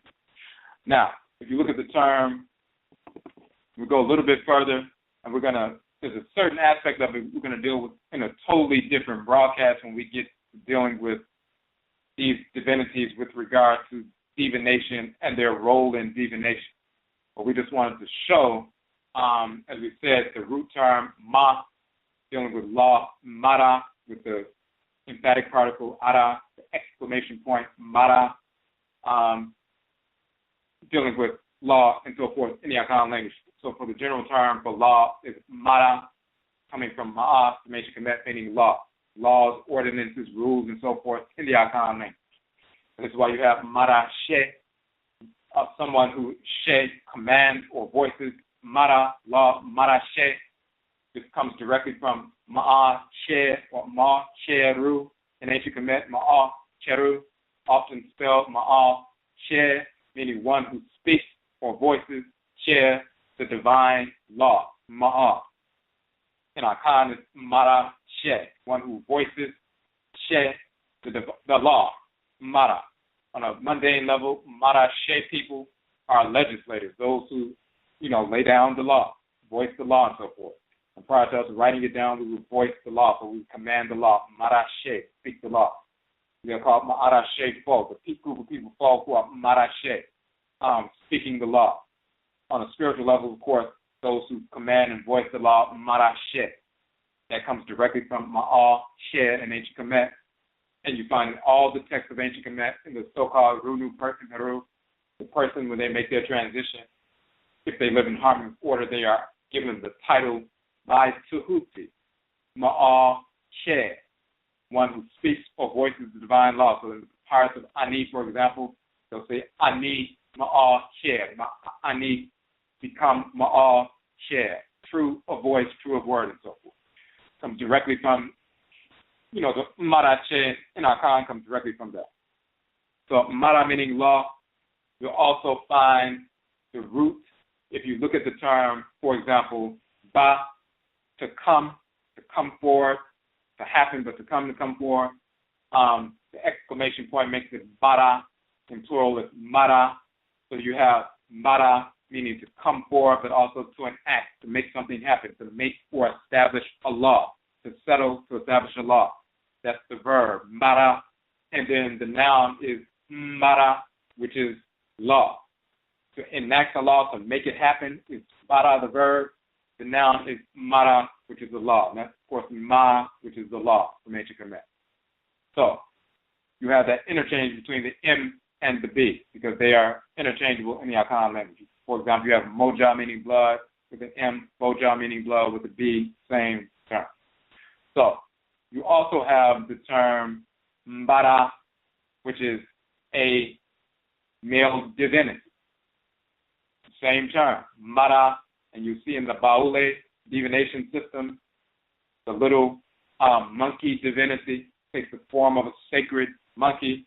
He's holding the divinatory bowl, and the diviners, they call it the Mbara cult, or the cult of the Mbara monkey, the Mbara divinatory sacred animal totem monkey, and so forth. And they have that particular monkey he's holding the divination bowl. He's called Mbara. He is the one who's holding that divine order. He's the codification of the divine order. Mbara. That's the male, that divinity, that monkey.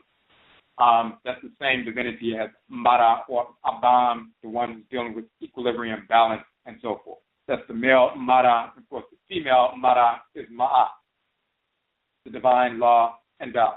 If you look at the term Badam in Akan, you see it means to overlay, to overwhelm, to dealing with expansion, fullness, to overtake, and so forth. The term Mbara, Bo, are the stones that are overlaid, meaning the gold weight. So if you see in the Akan gold weight, they're little brass figures, and they're used to weigh gold dust, and they're called Abram Bo. Bo meaning stone, Abram meaning overlaid, talking about gold weight figures. They're not just any kind of, they are used in different ways. They are different forms. Some are in the form of animals, some are in the form of humans, some are in the form of identical symbols, some are in the form of all different kinds of symbols. They are a catalog, an encyclopedia of Akan culture and philosophy and spirituality and so forth. They are the symbols that are manifest in the world, that are encyclopedias. They are the same symbols that are used for sacred ritual writings and diagrams and cosmograms and so forth. The identical symbols are utilized in that fashion, used on shrines, used to call the Abosom and Ntafo down and so forth, just like Vives and Bodun.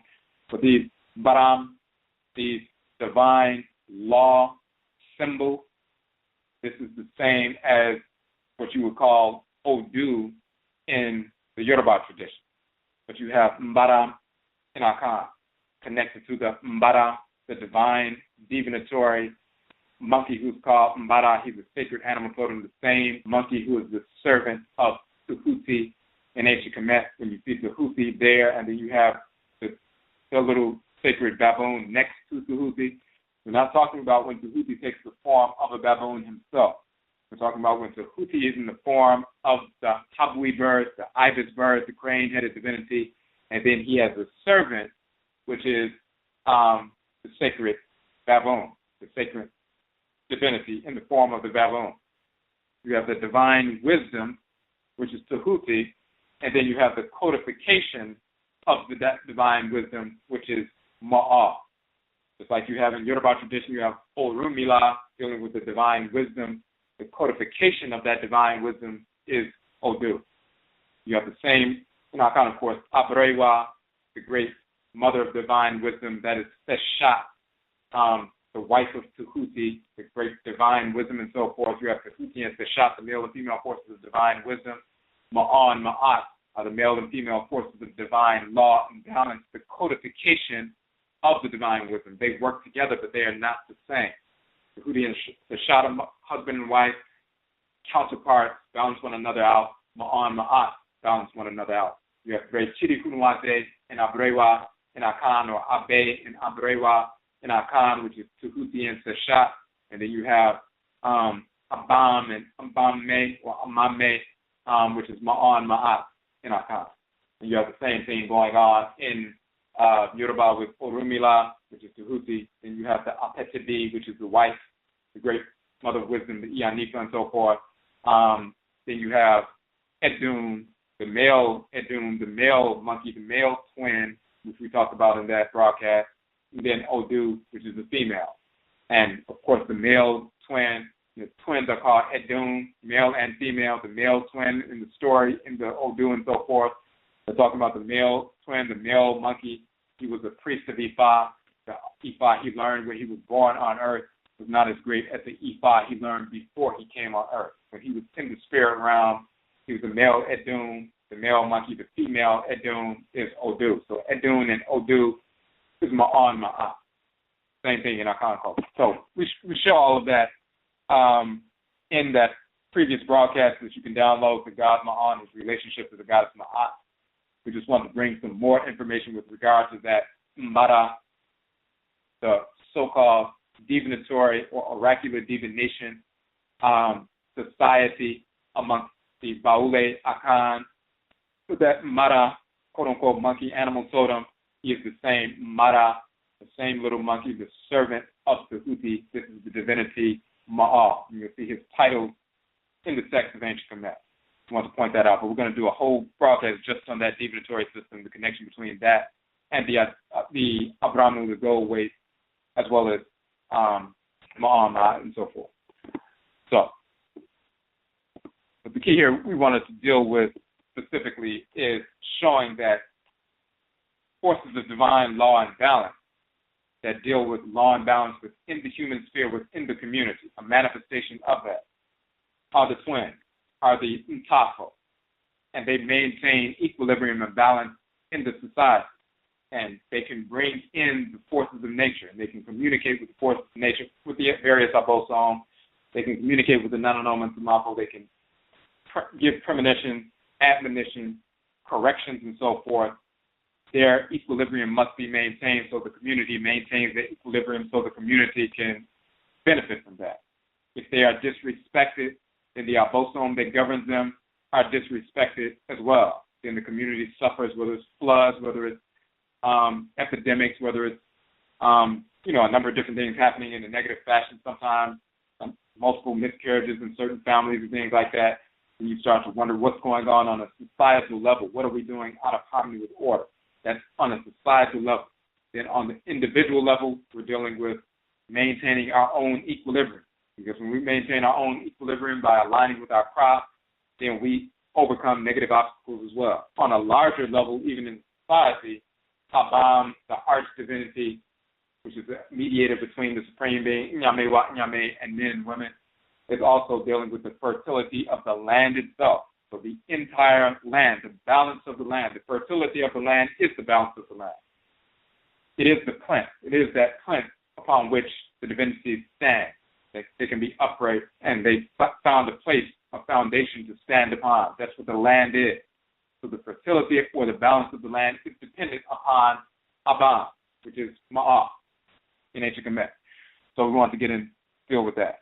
And of course, making that reference to the land being the foundation, the plinth of Ma'at in the Manhood being the foundation upon, for example, Ptah stands and so forth.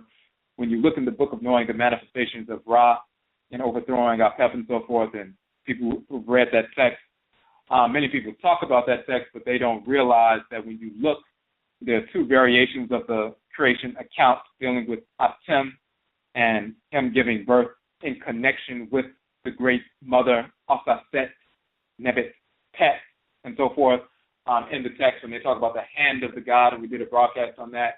He talks about his clenched hand as they translate it in the text. They're talking about the hand of the divinity. That is the title of Asaset, the wife of Atem. She's called the hand of the God, Kepha. Now she's also is Asaset, not Aset, the wife of Alsar, but Asaset, which is a different divinity. She is the great-grandmother of Alsar and Aset. She is the mother of Shu and Tefnut. She's the wife of Atem. Atem and Asaset give birth to Shu and Tefnut. Shu and Tefnut give birth to Yevanut, and Yevanut give birth to Alsar, Aset, Set, and Nebuchadnezzar. So Asaset is the great-grandmother of Alsar, Aset, Set, and Nebuchadnezzar. But she is the wife of Atem, but sometimes she is called Kefa, meaning the divine hand. It's like a man says, my wife is my right hand. Now, a man says, my wife is my other half. A man says, my wife is my twin spirit. So in the text, when he says his hand, his kahibit, his twin spirit, he took as a wife, he's talking about the goddess Asaset. And Asaset, of course, goes back to that pyramid text all the way through to the late period of Kemet. She's been there all along. The reason why our people don't know anything about that is because they typically simply follow the whites and their offspring with regard to Egyptology. They focus on what the whites and their offspring focus on, and they will simply focus on that limited information. They would show that the whites and their offspring were lying about the identity of the people, showing that people were actually black and this was a black civilization and so forth, but they still missed the mark because they only focus on what white people focus on. The whites and their offspring don't typically focus on Amenet, for example. They'll talk about Amen and Amen Ra.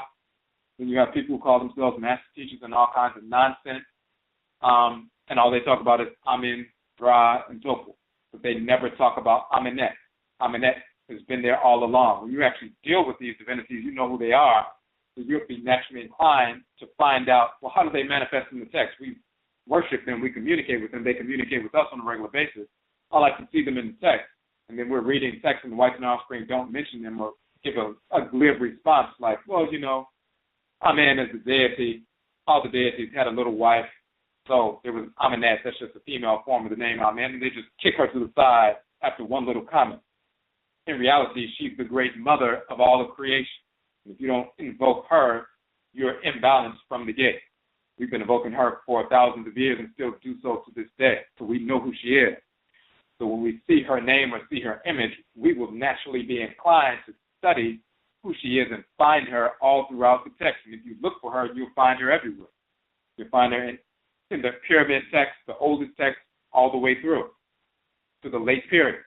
The same with Asaset. You'll find her from the pyramid text all the way through to the late period.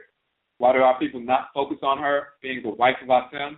Because they focus on what the whites and their offspring focus on, because most of them are not really dealing with these divinities on a regular basis. Asaset Nebet Tepet and Asaset Nebet Pet.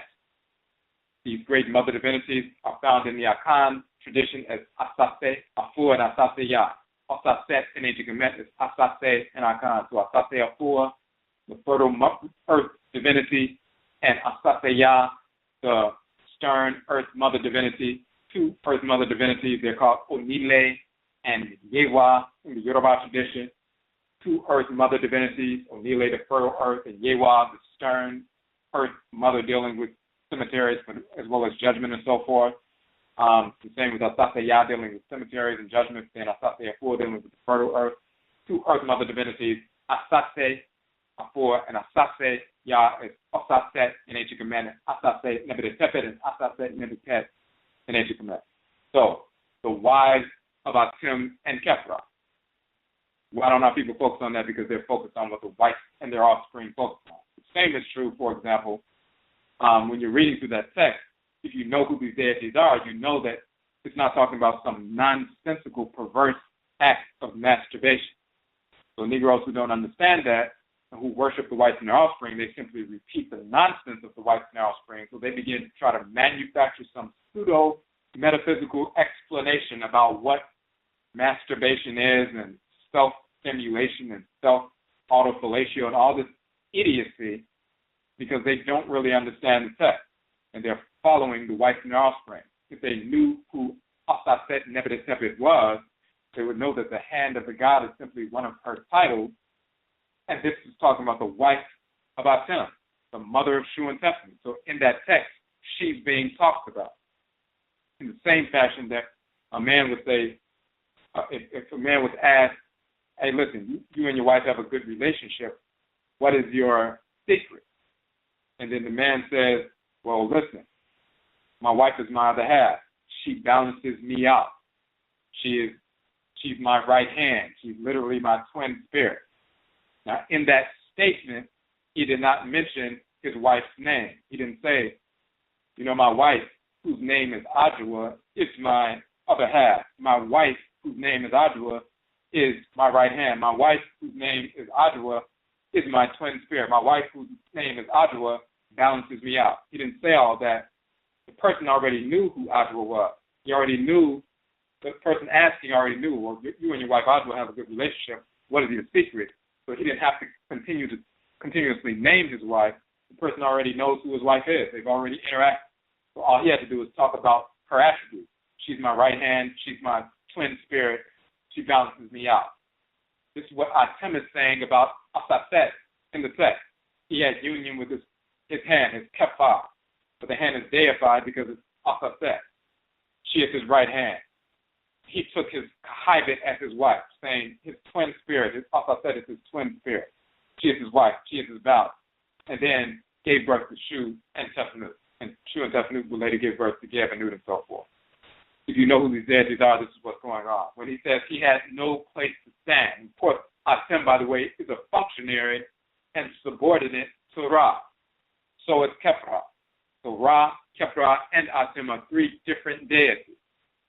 If you know who these deities are, you would know that. If you're following the whites and their offspring, you're going to try to conflate them all to be just one name of the same divinity, which is foolish. So, and we've proven that in our book, dealing with Odumankoma being Atemu Kefra and NHOMA, and Trejuan being Kefra and NHOMA. So, when you deal with these actual divinities, you will find that he said he had no place whereupon he could stand, so he laid a foundation. He laid a foundation in the law.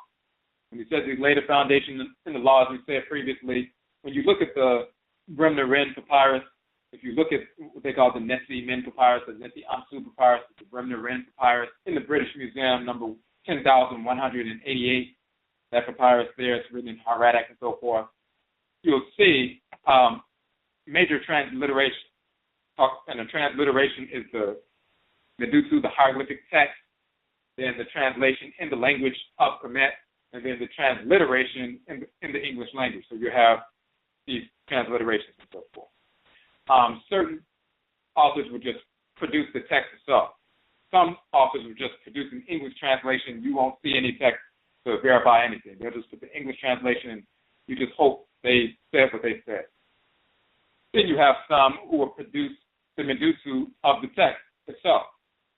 It was a hieratic text, so sometimes you see them produce it in hieratic. Sometimes you see they'll produce it in the Medutu in the text. So in Budget's translation, he has the transliteration. He has the actual Medutu laid out. Then he has the translation in the language of Kemet. Then in the third line, he has the transliteration. That's a good model because then you can, for us, for example, we can use the Akan language and identify all of those terms and verify all of those terms in the language. And you can use the Yoruba language and Igbo and other languages as well. But we can verify those. So it's good to see the Medutu itself, then the transliteration, and the translation. That way you can also find out where mistakes are made. But he typically reproduces the text itself. If he makes mistakes on an English word translation here or there, he'll make a mistake here or there. And we can correct that through our own ancestral language. But just reproducing the actual text itself and the images themselves, he typically reproduces those as they are. Then you have, for example, Faulkner, who reproduces the Medutu themselves. He doesn't give any translation. He simply reproduces the Medutu. What he says in his introduction to the reproduction of the Bremner Wren papyrus, he lays out all the Medutu exactly as they are on the papyrus itself. But then when he says there are certain symbols that are hard to make out, like the difference between the T symbol for the loaf and the C symbol with the open palm, which is like a D symbol. Sometimes he's not sure because of how it's written and it's kind of shady. Is it a T or is it a D? He will make a decision about how he's going to do it, and he lets the people know upfront. Sometimes I'm inserting this because I'm not exactly sure. Sometimes he will take creative license and pseudo-artistic license and decide to place things that have been repeated in a certain area because he feels like that makes the text flow better, which is not always accurate. You'll see that in his translation of the Runu Pert Mheru, for example. He will remove certain clauses and certain sections, certain words that he doesn't feel like flows very well and leave certain things totally out and then mistranslate certain things because he felt like it flowed better. So that's a problem. But if you have the actual text in front of you, you can see the difference. So if you look, for example, in Budget's transliteration, you look at the actual Medusa, when it says, I did not find a place upon which I could stand, and I laid a foundation. The term foundation is senti, foundation in Ma'ah. It does not say Ma'at. It says Ma'ah. It's the divinity Ma'ah with the male determinative for male divinity. In the Faulkner translation, he doesn't place Ma'ah in there at all. He removes that entire section. Instead of saying lays a foundation in Ma'ah, he goes to the second section of the text where it's reproduced, and it says, I laid a foundation before me, and he takes that clause, he sticks it in the first place, where it should say the divinity Ma'ah, he sticks in there, laid a foundation before me, or before my face. So he took a creative license there in that regard. But the actual text shows the divinity Ma'ah spelled with the ostrich feather for Ma'ah, but the male deity determined. So in the text, the Bremner-Wren papyrus, nowhere in that text will you find the goddess Ma'at. But everybody who talks about it says he laid a foundation in Ma'at. And it doesn't say that. If you actually look at the text, it says he laid a foundation in Ma'at. Talking about the male divinity that we've been talking about, Ma'at, or Abam in Akan culture. That fourth in nature, which is an arch divinity, a mediator between men and women and the supreme being, balancing of the land, integrity of the land, straightness, balance, uprightness, justice of the land, expansion of divine order, expression of order, and so forth. This is the male divinity, Ma'ah. He's Abam in our Khan culture, and the divinity dealing with twins, equilibrium, balance, and so forth. So we only have 7 minutes left. We have a call on the phone line. If you'd like to listen beyond 11 o'clock, if we do need to go beyond 11 o'clock, you must call in within the next 6.5 minutes. Or at 11 o'clock, we will cut off online. So if you're just listening online, you won't be able to hear. But everybody on the phone line will still be able to hear. So the call-in number is 657-383-0635, 657-383-0635. So you have about 6 minutes call in. For the individuals who are not able to stay on beyond 11, we will typically make an announcement at the end. If you support the work that we are doing, you'd like to support the publications. We have the 3 publications, of course. We published our 16 books to date. The ebook versions are all free. You can download them all free from the website immediately. We do sell the softcover versions, and this is how we are able to cover the expenses for the blogtalkradio show, as well as the websites that we have, as well as provide free workshops and training, including Oberima, Afurakani, Manhood, and Akuma dealing with overcoming addictions, drug addictions, and so forth, substance abuse addiction through ancestral religion.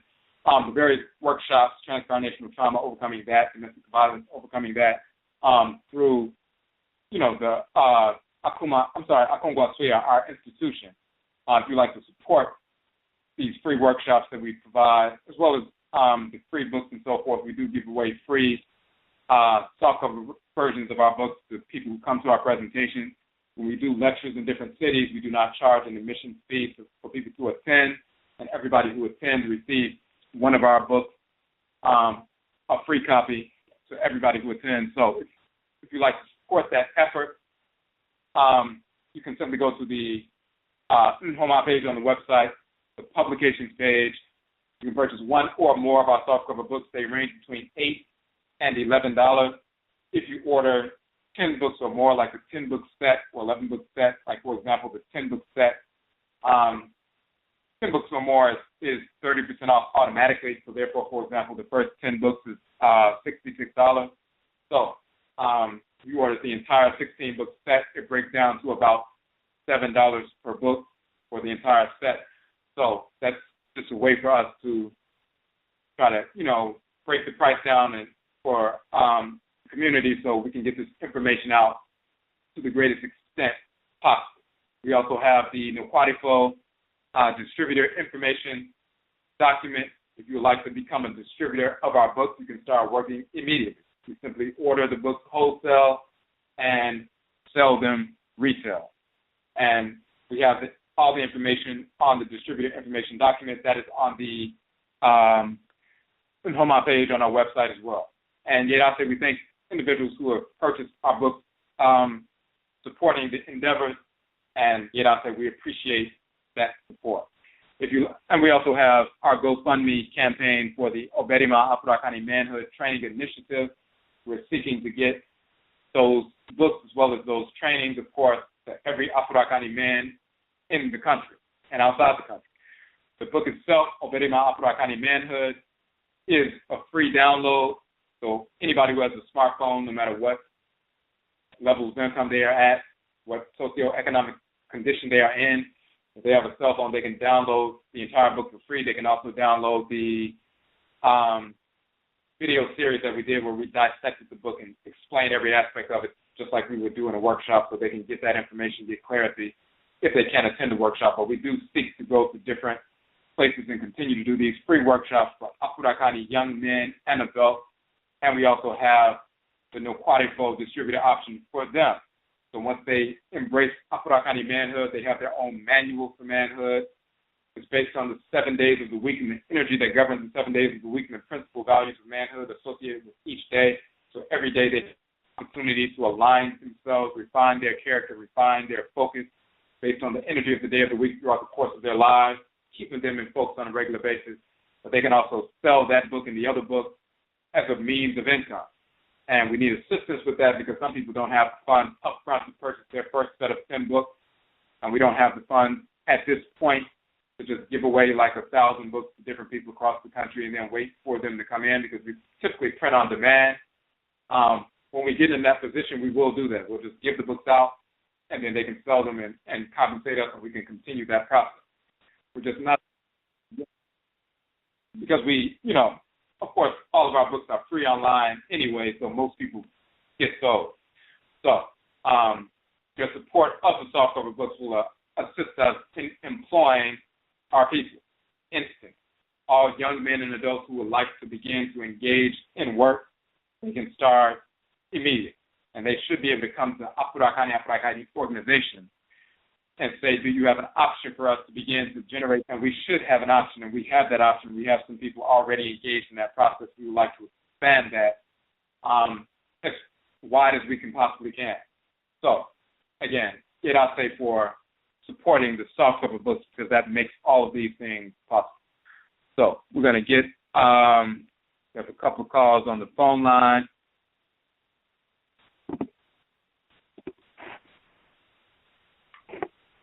Okay, Michelle, well, on the phone line, number 5466. You got a question or a comment? Mickey, I'm my brother. Sorry, you called me with a mouthful of food. Okay. All right. This is all right. I was waiting until you got done with your presentation because I was figuring we were going to go into divine love and divine hate. My question is actually one of practice. Sorry, I just walked in my room. Sorry. It's a question of practicality. When we speak about divine love and divine hate, and you think about the Nat Turner rebellion, it becomes very clear. This is a very clear situation. When you think about Haiti, it's a very clear situation. Even when you look at the old trade routes of Africa that they talked about, they said that if you looked like a white person, they wouldn't even trade with you. These are very clear situations. But I was just thinking earlier, I'm going to present you with the story because I grew up in a mixed community, and we actually had race riots. I'm going to keep it real with you. When we had these racial situations, we had African brothers on one side, and then we had these white boys from Indiana. I'm going to keep it real with you. This is what I came up in. And they were actually KKK.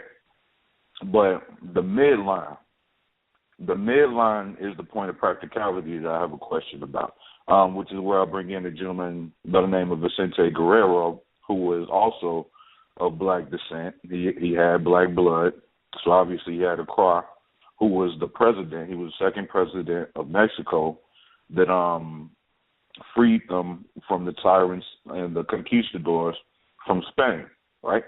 So obviously there was a black man that freed Mexico. But then, and just to play that into what I'm talking about, in the middle, right, I had one buddy, it was Hispanic, he was Mexican, and he was on our side, but his big brother was not. His big brother was actually standing across the school with a sawed-off shotgun in the trench coat. So in practicality, when you talk about divine love and divine hate, and I'm not presenting this, to disagree at all. I'm presenting it to actually try to come to a point of, how to choose our alliances when we are in the world. And this also applies to people who are of African descent who, I guess the way I think of it, from what I'm studying is that have rejected their cross. People like Mrs. Dash, I'm going to call her that because we're on the radio, who are clearly of black descent, but will say, oh, black people are this, black people that. I'm just using the word black just for the sake of, use. So how do we deal with people who are, and I'm not talking about whites. I stay away from them. Let's just say my Hispanic brothers. I got a lot of love for my Hispanic people who are on our side. Can we accept those as alliances? And how do we deal with those of pure African descent? And I actually got a Nigerian homegirl who was Christianized her name, which was amazing to me, and are actually going in the opposite direction. So when you get those mid-lines, this walking the line, when you have people that are mixed descent, which is what the Latino culture is, where do we decide who our friends and alliances are? Is it just we got to, see whose side they on? And how do we deal with those people of Afurakani descent who reject themselves? Okay, so now on one hand there are people of Afurakani descent who reject themselves. So they become, some of them are just, spiritually ill, but at the same time they will cause all kinds of problems. Some of them they have rejected themselves to the extent that they have repelled their own Kra, they've repelled their own Ori, they repelled their own Kayat and Ka. So they have become just like the whites in our spring. This is why they're so disruptive toward the rest of us, because they have repelled that force that normally would have kept them in alignment with order. So they don't have that anymore. And they are no longer one of us. And they manifest that kind of behavior. You have child molesters and rapists and other kinds of individuals. And you have also individuals like the one you talked about, who's, clearly trying to support our absolute enemies. If there's a war, then they get taken out along with them because they are them. And there's no problem with that because that's who they are. They become cancerous cells just like healthy cells used to be normal. Once they became cancerous and disfigured, they are no longer like the others. They are cancerous, so they go the way of the other cancerous cells, and that is no problem, no remorse, no problem. So that's knocking out the box. The whites and their offspring are the whites and offspring. That includes white Hispanics, white Asians, white pseudo-Native Americans, white Hindus, white Arabs, white Europeans, white, others. There are some black people, of course, who were forced into Spanish-speaking areas, right? Like you talked about President Vicente Guerrero and so forth. He was mixed.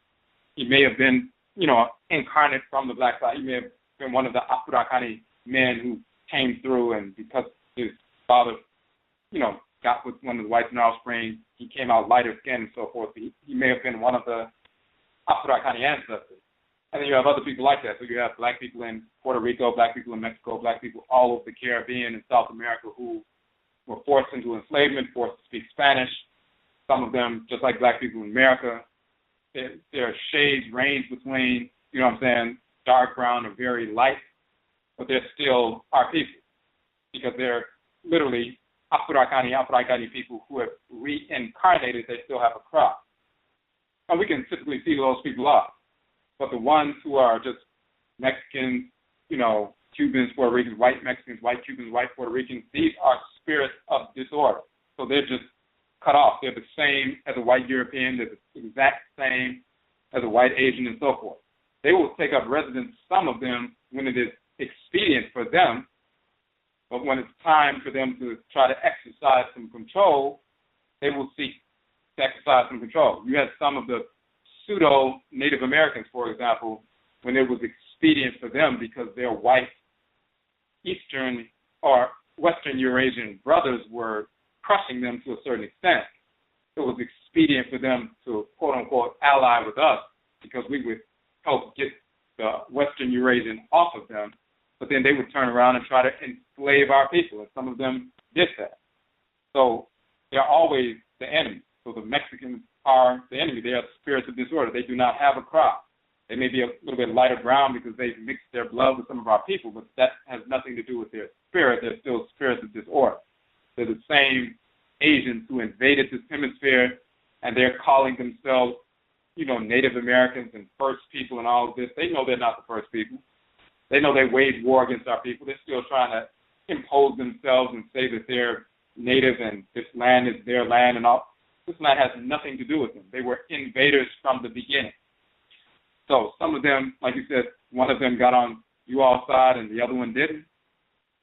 That just shows the split right there. Expedient. Yep. One of them is just operating according to his true nature.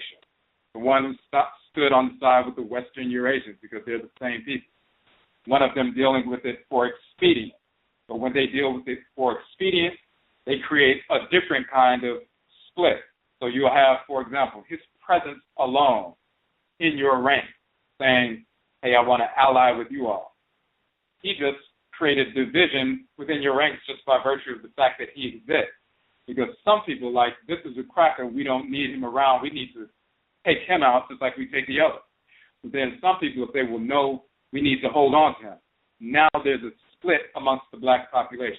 Why is there a split? Because there's a cracker in the mix of the population. So the ones who attach themselves to us are the most parasitic and insidious in the sense that we believe that they should be the ones that we're connected to and we should protect and we should support. So that's like a cancerous cell saying, hey, I want to be on your side today. Some healthy cells are saying, listen, that's still a cancerous cell. They're going to manifest their cancerous tendencies at some point. They're going to seek to consume and destroy. But some people are saying, well, no, they seem like they're on the right side. So now you have a split between some people like, listen, this is the enemy. Other people saying, no. It's very similar to somebody who marries one of the whites in their offspring. They have children and so forth. Then the children grow up and they want to defend their white mother. So if they get involved in African-centered culture and stuff like that, and they want to bring their mother to an event, then everybody is like, no, you can't bring this cracker here. This is an enemy. Now there's a split. Or even if somebody wasn't married, even if they just knew somebody and they wanted to bring this person because this cracker was, quote-unquote, always down with the people, now there's a split in the community. Because some people are saying, no, you can't bring them. Somebody else is saying, yes, you can. Now, because of the existence of the cracker themselves, they have just split a black community that up until that point was in harmony. So they're more insidious than the KKK who attacks you from the outside and shows you exactly who they are. They're doing us a favor. They're letting you know, hey, this is what we're going to do. The ones who are wolves in sheep's clothing trying to attach themselves like parasites who need a host, leeching off of the blood of our people, they'll try to ally, but they still are spirits of disorder with their perverse energy, and it will manifest. But the first manifestation is them creating division amongst our people. Anybody comes amongst us, and there's division that takes place, you get rid of the one who's creating the division. Some people will seek to say, well, if you're not going to accept this brother of mine, then I'm going with him. Now you just separated the black family. And that was their goal from the beginning. And if you were to turn around and say, well, listen, my brothers over here don't want you to be down, you're going to have to get the hell out of here. And the first thing he will say is, well, you know me. And he's going to start trying to convince you to reject your people just for him. You're going to reject your whole community, millions of black people, so you can ally with him. And he's going to try to convince you to say, well, you shouldn't think like that. You need to think like me. and you need to ally with me. And if they're not down with that, then you need to reject them and connect with me and connect with other people who want to connect with me. You know what? I don't want to interrupt you, and I don't want to break your vibe, but I want to say you're right. And that's how they describe that particular type of person. They call them spirits of disorder, spirits of division, spirits of derision. And that's what they do. Right. And that's why I've always stayed away from them. I swear on everything. Well, I remember I was in the Black Student Union in college, and we had two of them come, and I'm like, and to me, I'm sitting there looking at them like, y'all not supposed to be here. You know what I'm saying? And they feel like they have the right to be at places that they don't. And then on the same point, they fight to keep us away from their stuff. You know what I mean? Oh, definitely. Definitely. So they love to promote this idea that, you know, light skin and straight hair is superior and black is inferior, even if they try to hang out and listen to hip hop or something like that, or say, oh, we're the black and brown alliance and all this nonsense. Bottom line is, when they're amongst one another, they do not see our people as not only equal or superior. They try to promote the idea that we're inferior. They know deep down inside that they are inferior. As long as they can run the game and, you know, promote themselves as superior, that's what they're going to do, and that's what they do amongst themselves as well as us. So they're not looking at our people and saying, well, these are, you know, people who are on the same level. They see our people as inferior. That's because they want to promote that idea. And they ally with our people to try to weaken our people. If you were to say, listen, you are our enemy, you can't be down with us, and they say, well, no, I want to. If somebody's telling you you can't connect with us, and they say, no, I want to anyway, they're trying to parasitically attach themselves to you. If somebody tells me, I don't want you here, I'm leaving, because I don't want to have nothing to do with it. So what makes somebody else say, well, you should be here? Well, no, I'm staying anyway. That's the parasite. No matter how nice they put it, that's the parasite. One more question, and this is not really related to this. It's about the ancestors, man. I've always felt in touch with the ancestors. Like, I remember, I mean, I could give you 3 points. Like, I'm very serious about this. The way I used to tell people is I would think I was crazy if the voices weren't right. You know what I mean? Like, if they tell me not to be somewhere, you know what I'm saying, I leave, and then I find out, like, I remember after I left this one place, a huge fight broke out, and this girl got her head fractured, you know, and I remember this dude was coming in my house, and it used to be a thing with doorways. Like, I think it's Papa Legba they talk about the doorways. Like, I would walk through the door, and I let this dude come in my house, and I heard a voice say, you just let the devil in your house, and you don't even know it. And dude was stealing from me. That same day, I watched him, never let him back in my house, and we found out he was stealing. Or previously, I had a miscarriage. You know, obviously not me, but the woman in my life. And it was very peaceful. I was praying, always invoke their names. Always invoke their names. I have their obituaries. You know, honestly, I still keep them in the Bible, but, I mean, that's neither here nor there. You know, I'm not of that faith, but that's just where they are. You know what I mean? In that I just keep their obituaries. And I remember when the girl passed the child, I was asleep. It just so happened both of us were asleep. I was asleep, she was asleep. No pain. And I remember dreaming of my grandmother coming to take away my daughter. And we woke up, and I woke up in the, you know, forgive, you know, God bless, but the fetus was right there. And she woke up. The girl woke up. She didn't even have any pain. It was just there. It passed out of her when both of us were asleep. And, you know, and I remember the one time when I was in college, I was, let's just say, led to be around some people that I shouldn't have been around. You know what I'm saying? And I had a dream about my grandfather. And after that day, I never felt the necessity to be around them people anymore. And I ain't talking about gangbangers, bro. I'm talking about a culture. You understand what I'm saying? I'm just trying to be nice.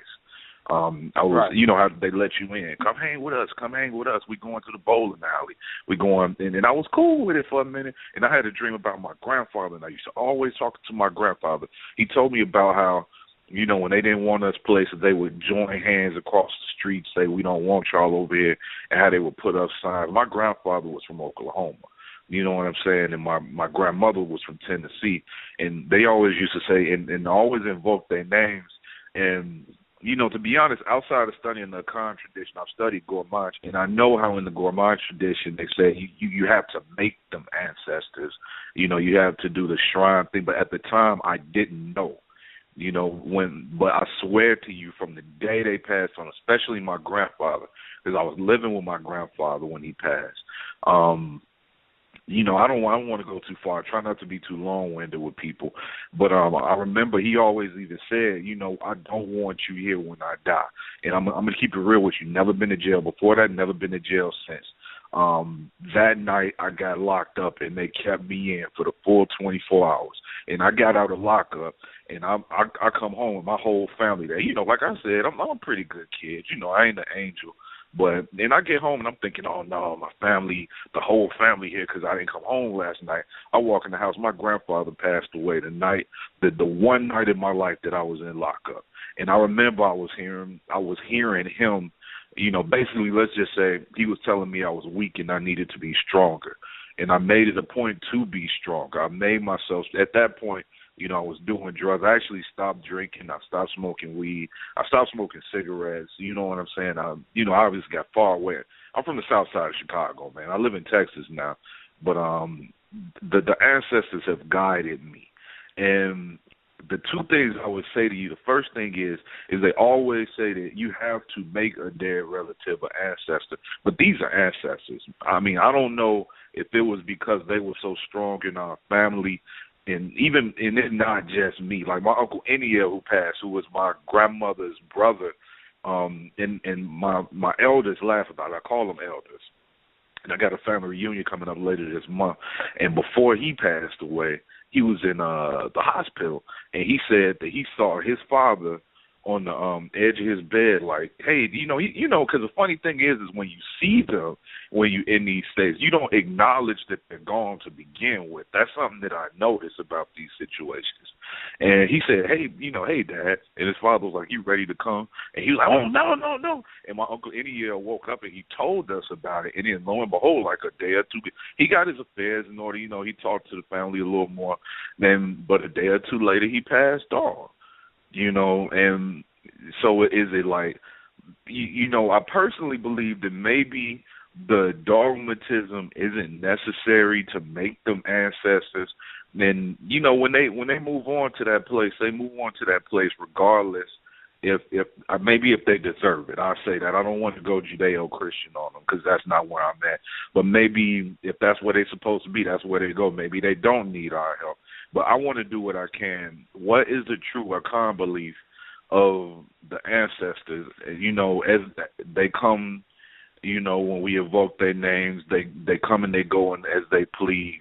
How do we operate in that world, out of the Akan tradition? Well, no, it's actually, I appreciate that, sharing that information, because I know a lot of people have had similar experiences, and that will help them contextualize the things that they've been experiencing and see that it's real. It's really the same across the board. Now, sometimes people use language that kind of throws people off, and then sometimes people are engaged in ritual practices that are not necessarily true to what's real. But you can't make someone, quote-unquote, deified ancestor or ancestors in reality. Now, you can establish, of course, a shrine. You can establish a means by which specific people you're going to be communicating with on a regular basis. But what determines whether or not somebody is a spiritually cultivated ancestress or ancestor is what they themselves did while they were here in the world. Were they living in harmony with their divine function?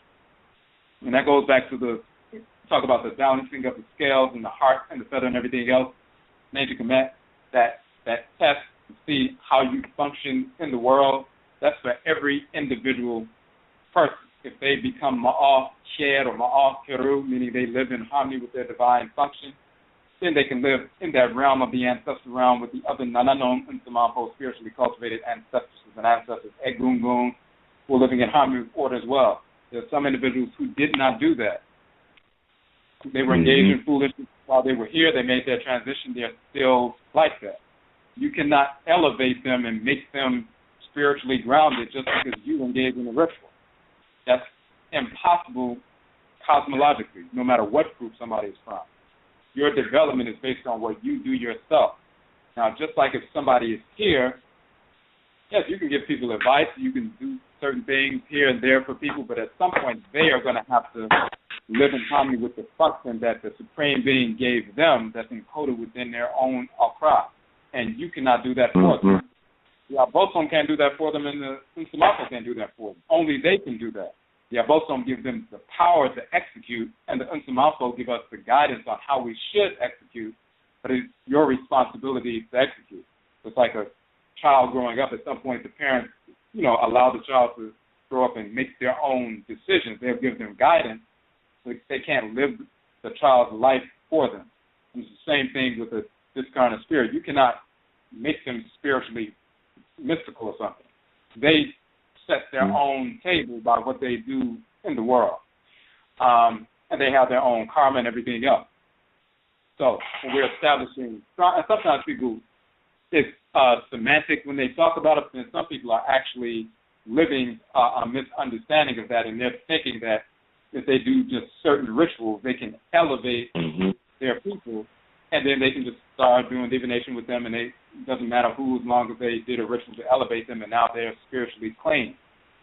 But they're not. You know what I'm saying? If they were a child or something, you're not going to elevate them. They need to suffer in the spirit realm. You shouldn't be evoking them at all. You should be helping them get punished on that side. You know what I'm saying? So, so in reality, the instinct you have towards that is correct. You know that there's really no magical formula where somebody was living a life of debauchery and you do a little ritual afterwards and you can elevate them to the level that now you should be communicating with them on a regular basis. It doesn't work that way. When we even come into the world, there are specific Ntafo, Nananom Ntafo, that are assigned to us from our blood circle by the Supreme Being to guide us through our development. That's true for us, and that's true for any other individual who, lived and made their transition. So when they talk about elevating people, you already have a specific ones that are assigned to you that you need to be communicating with anyway. So the best you can do for the others is to establish, ancestral communication. Periodically, they will communicate just like a family reunion and things like that, but they need to be focused on their development in the ancestral realm.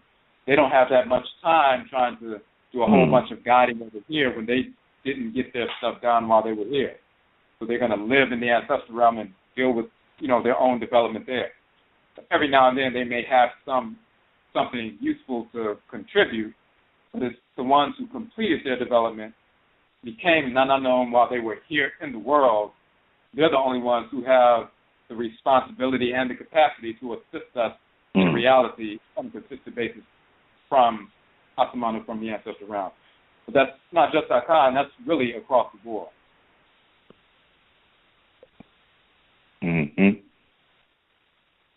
Thank you, brother. I do have a third question, but I'll call another night if I need to. Is it cool, or do you want me to call another night? Yes. You know what? Send me an email because it's 11:25. We got one more call. Yeah, send me an email, right. or you can ask it when we get back on tomorrow if you want. For sure. Tomorrow, I think I got a busy day. I was off of work. But, hey, thanks, man. I appreciate it. Netta Ase, and I'll talk to you soon. Okay. Appreciate the call. All right. So we just want to check the chat room real quick, make sure we didn't miss anything. And, okay, we have one more call on the phone line. Okay, Michiawo number 5251. You got a question or a comment on the phone line?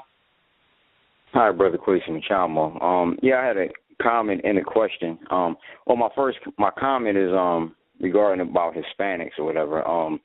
I think a lot of that has to do with the one drop rule, because like George Zimmerman, for example, you got people running around saying that, well, he was 13% black, so he's really black, because they believe that one drop rule nonsense. From what I understand is that I would recommend dealing with somebody that's at least 75% African genetically and higher, because I don't think an African spirit can incarnate into a body that's watered down past below 75% African DNA. I think a majority of your DNA has to be African for African spirit to incarnate into that body. As far as Hispanics are concerned, as far as the current issue with them, now this immigration issue, like in California, for example, you got these Mexicans and these other wetbacks. They're these gangs, they're killing blacks in California, and it's not getting any media attention. And it's all around the country, actually, but California specifically, the Mexicans coming across the border, and they're running blacks in California out of their neighborhoods, selling drugs, doing drive-bys on blacks, and writing racial slurs on the walls in the Spanish language and in English, and even on the East Coast, you got these white Puerto Ricans or these Indian-looking Puerto Ricans like Jennifer Lopez or whatever. They're like, it was an incident in New York where some Dominican dude, he beat up some homeless black dude and called him a nigger and told him to go back to Africa. Now, I just wanted to make that point because these sticks can't be trusted because they're not our people, number one. But number two, on these jobs, they try to be your friend and then they try to get you fired because I think they're trying to replace the black American population because they no longer need black Americans in America because the cracker made all their money off of slavery. So they're trying to bring all their Asiatic cousins, the Hispanics, the Indians, the Arabs. They're trying to, the white Americans trying to bring all their allies into America to replace the black American population with immigration. So basically that's what I wanted to say about that. But my other question is regarding spiritual possession.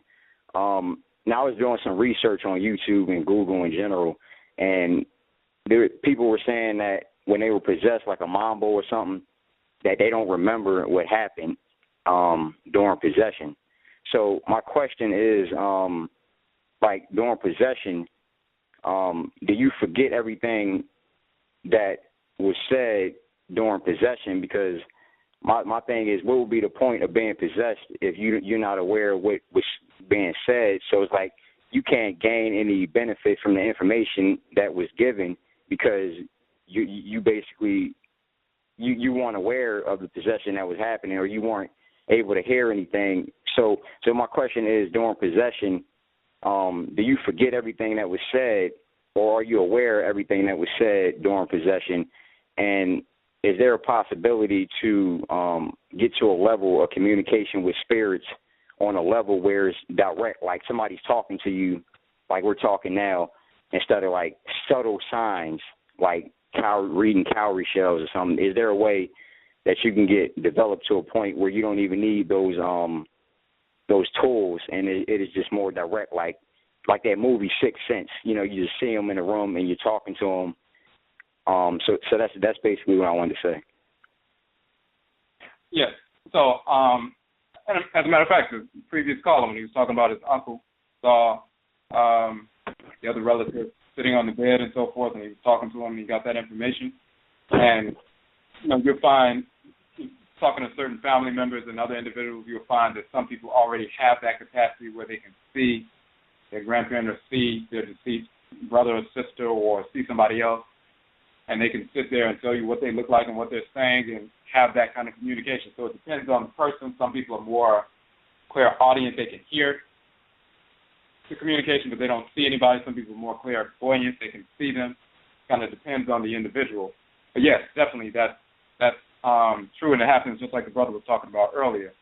And by the way, appreciate what you said about these Hispanics. Yes, they are this whole notion of the combination of decriminalizing marijuana, and eventually it's going to be all of the drugs. That's the move. They've already planted the seeds for that. And at the same time, opening up the so-called illegal immigration piece and going to be legalizing millions of people, getting all of our people hooked on drugs, number one, and then all of the millions of people who are going to be legalized and move into the positions that we would have normally taken or that we're already in, that we're going to fall off of as far as they're concerned because we're going to get on drugs and can't keep jobs and stuff like that. They're constantly promoting smoking marijuana in the black community, whether it's television, songs, black comics, television shows, movies, whatever it is, trying to make it cool from the time people are children. So they just think that's natural and funny and cool and everything else, and there's something wrong with you if you don't smoke. So everybody within the next 5 years, as far as they're concerned, will be engaged in some kind of drug use, and they can easily just fire every single person, you know what I'm saying, if they want to, whenever they want to. And then you have millions of people waiting to step into those positions. So the reason those two things are happening at the same time is exactly what you're talking about, to get rid of as many of our people as possible. Make us drug addicts. The only thing that we have left to do is die of drug addiction or go to jail. So that's their program for our people. With regard to the differences in regard to Hispanics and just practice in general, it's not as rigid as like a 75%, even though you can stay in that percentile, but it's still the who's returning. Because even if somebody was foolish enough to connect with Irish cracker, a Nigerian connecting with an Irish cracker, either one of his people is going to get sucked into that womb, or one of her people is going to get sucked into that womb. If one of his people gets sucked into that womb, he's going to be 50% physiologically, genetically, one of these perverts. Now, what kind of spirit was he? What was he engaged in before he got drawn into that womb to put him into the position where his spirit wasn't able to repel that drawing into the womb? Maybe he was engaged in some nonsense, wasn't doing what he needed to do, and his spirit wasn't strong enough, fortified enough to repel that, and he's drawn into this womb. But that does happen. Like, you have people who have some of them are descendants who are spirits of disorder, the white offspring who have returned through that womb, or sometimes it's the Nigerian great-great-great-grandfather, and he's forced him now to come through the womb of a white female and have a weaker body and so forth, and he's operating. So at that point, he's one of our people, but because of what he did in the past, now he's set himself up because he didn't train his people, his descendants, and his descendants after them, and descendants after them. He didn't put that culture in place. It wasn't strong enough. So he set himself up for having a great-great-great-great-great-grandson who will be brainwashed enough to connect with one of these crackers and then force him to come through one of these crackers. He kind of participated in that 6 to 7 generations ago by not adhering to the culture. And now he sets him, just like somebody smoking, and then 20 years later they develop lung cancer. They started it 20 years ahead of time. So it's a similar kind of thing. But with regard to possession, there's a couple of different ways it happens. Some people get possessed and they don't know what took place. But then you have others who do know what takes place. Some who do know what takes place, they will describe it in the sense of, like if you're in the car and you're driving and somebody says, "Oh, can I drive for a second?" and then you give them the wheel and you move over, or you get in the back seat. Now, you can see everything that's happening, but you're not driving. You're not in control. But you're witnessing everything that's happening. You're not in the driver's seat. So some people who are engaged in possession by Abosom and so forth, or in some cases, it's that kind of possession where they can they'll tell you directly, yes, I remember when the Abosom said this, and I remember when they said that, and they were there in the background, but they just weren't able to participate. The Abosom took the wheel. And there's nothing wrong with that. But then you also have situations where people get possessed by Abosom or Ntafo, and they don't know what's happening. And when they come out of it, you have to tell them what happened because they don't recall what happened. Now, in a situation like that, sometimes, depending on what kind of possession it is, it can be beneficial if it's specifically this person is a vessel for the Abosom to communicate through to the community. meaning when they go to their shrine, they communicate with the Abosom. But when the Abosom needs to show up physically at a ritual or communal ritual so that people can see these Abosom operating and communicating and touching them and showing them different things, sometimes we need to see them physically. So they'll take up residence in the body of somebody so we can connect with them on a physical level and feel them like that. It's to communicate with the community. They're already communicating with the person individually in the privacy of their own home. But when they want to communicate with the community, they utilize that person's body as a physical vessel to communicate with the community. So the person doesn't necessarily have to recall what they said because they already have that communication on a regular basis anyway. That was for the community. So they're just giving their body up for that period so the Abosom can have them utilize them as a vessel to communicate. So sometimes it takes like that. Oh, okay. So that's what it was. Okay. I was just going to say, sometimes there are cases when people get possessed by this kind of spirit who's not really somebody they need to be communicating with anyway, and they forget what happens, and, you know, they're telling people stuff that's crazy and everything else, and that's not a good situation.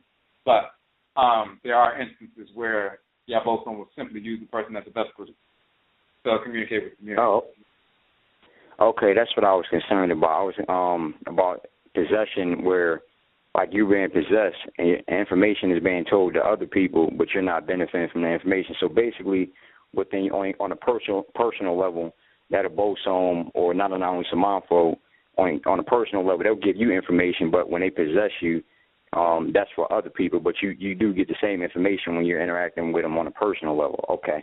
And also, right. I just wanted to say one more. Am I right about that? Right. You said right. On a personal. Yeah. Okay. And I just wanted to say one more thing about Hispanics. Now, as far as hip hop is concerned, this is across the board with all non-Africans. They seem to think that because they listen to so-called rap music, which is really white supremacy and blackface, like Jay-Z and all these guys, they're talking about killing niggas and selling drugs to their own community. That's actually white culture and blackface. And these Hispanics, these non-black Hispanics running around saying nigga, and somehow, and smoking weed and being a degenerate, they seem to latch on to the ignorant blacks who have that lifestyle too, and they think somehow that's authentically being black, being one of these gangster rapper type people, or, you know, smoking weed or selling drugs and, you know, talking about killing other niggas. Now, if rap was talking about killing them, then they wouldn't want to have anything to do with that. Like real RBG rap, like United Front or something like that, somebody on irritated genie level. But you know, a lot of these Hispanics or whatever, they're getting really bold. They walking around saying nigga to your face, and they think you're supposed to just accept it or whatever. And then if you say spick, then it's going to be a problem. I just wanted to make that last point because the whole Hispanic thing, I've been dealing with that for years. I mean, these people out of control. But me say for the answers. I appreciate that a lot, Quasi. You know, I'll say that. We appreciate the call. All right. And yeah, so that last comment the brother made, that just goes back to their parasitic nature. They're latching on, like he said, like a parasite, sucking the blood out of the community and trying to ally themselves as a cancer cell. When cancer cells attach themselves to healthy cells, they're not attaching because they're allying, they're attaching because they're trying to kill cancer cells and overtake the body by proliferation. So we recognize that, and they are spirits of disorder, period. And there's no exception to that reality. So, all right, so it looks like we got through the information. I think we got through everything in the chat room. Just want to go back through that real quick. Make sure. Okay, so it looks like we got through that. So again, Yedase, we thank you for tuning in. We will be back on tomorrow for Ujira, so check out that, look out for that event notification. And again, if you would like to support the work we are doing, please go to the NHOMA page, the publications page on the website, ojirafo.com, ODWIRA, as in free, o.com. you can support us in that fashion, and we appreciate the support. Yedase, we thank you for tuning in, and Yebeshi Abio, we will meet again.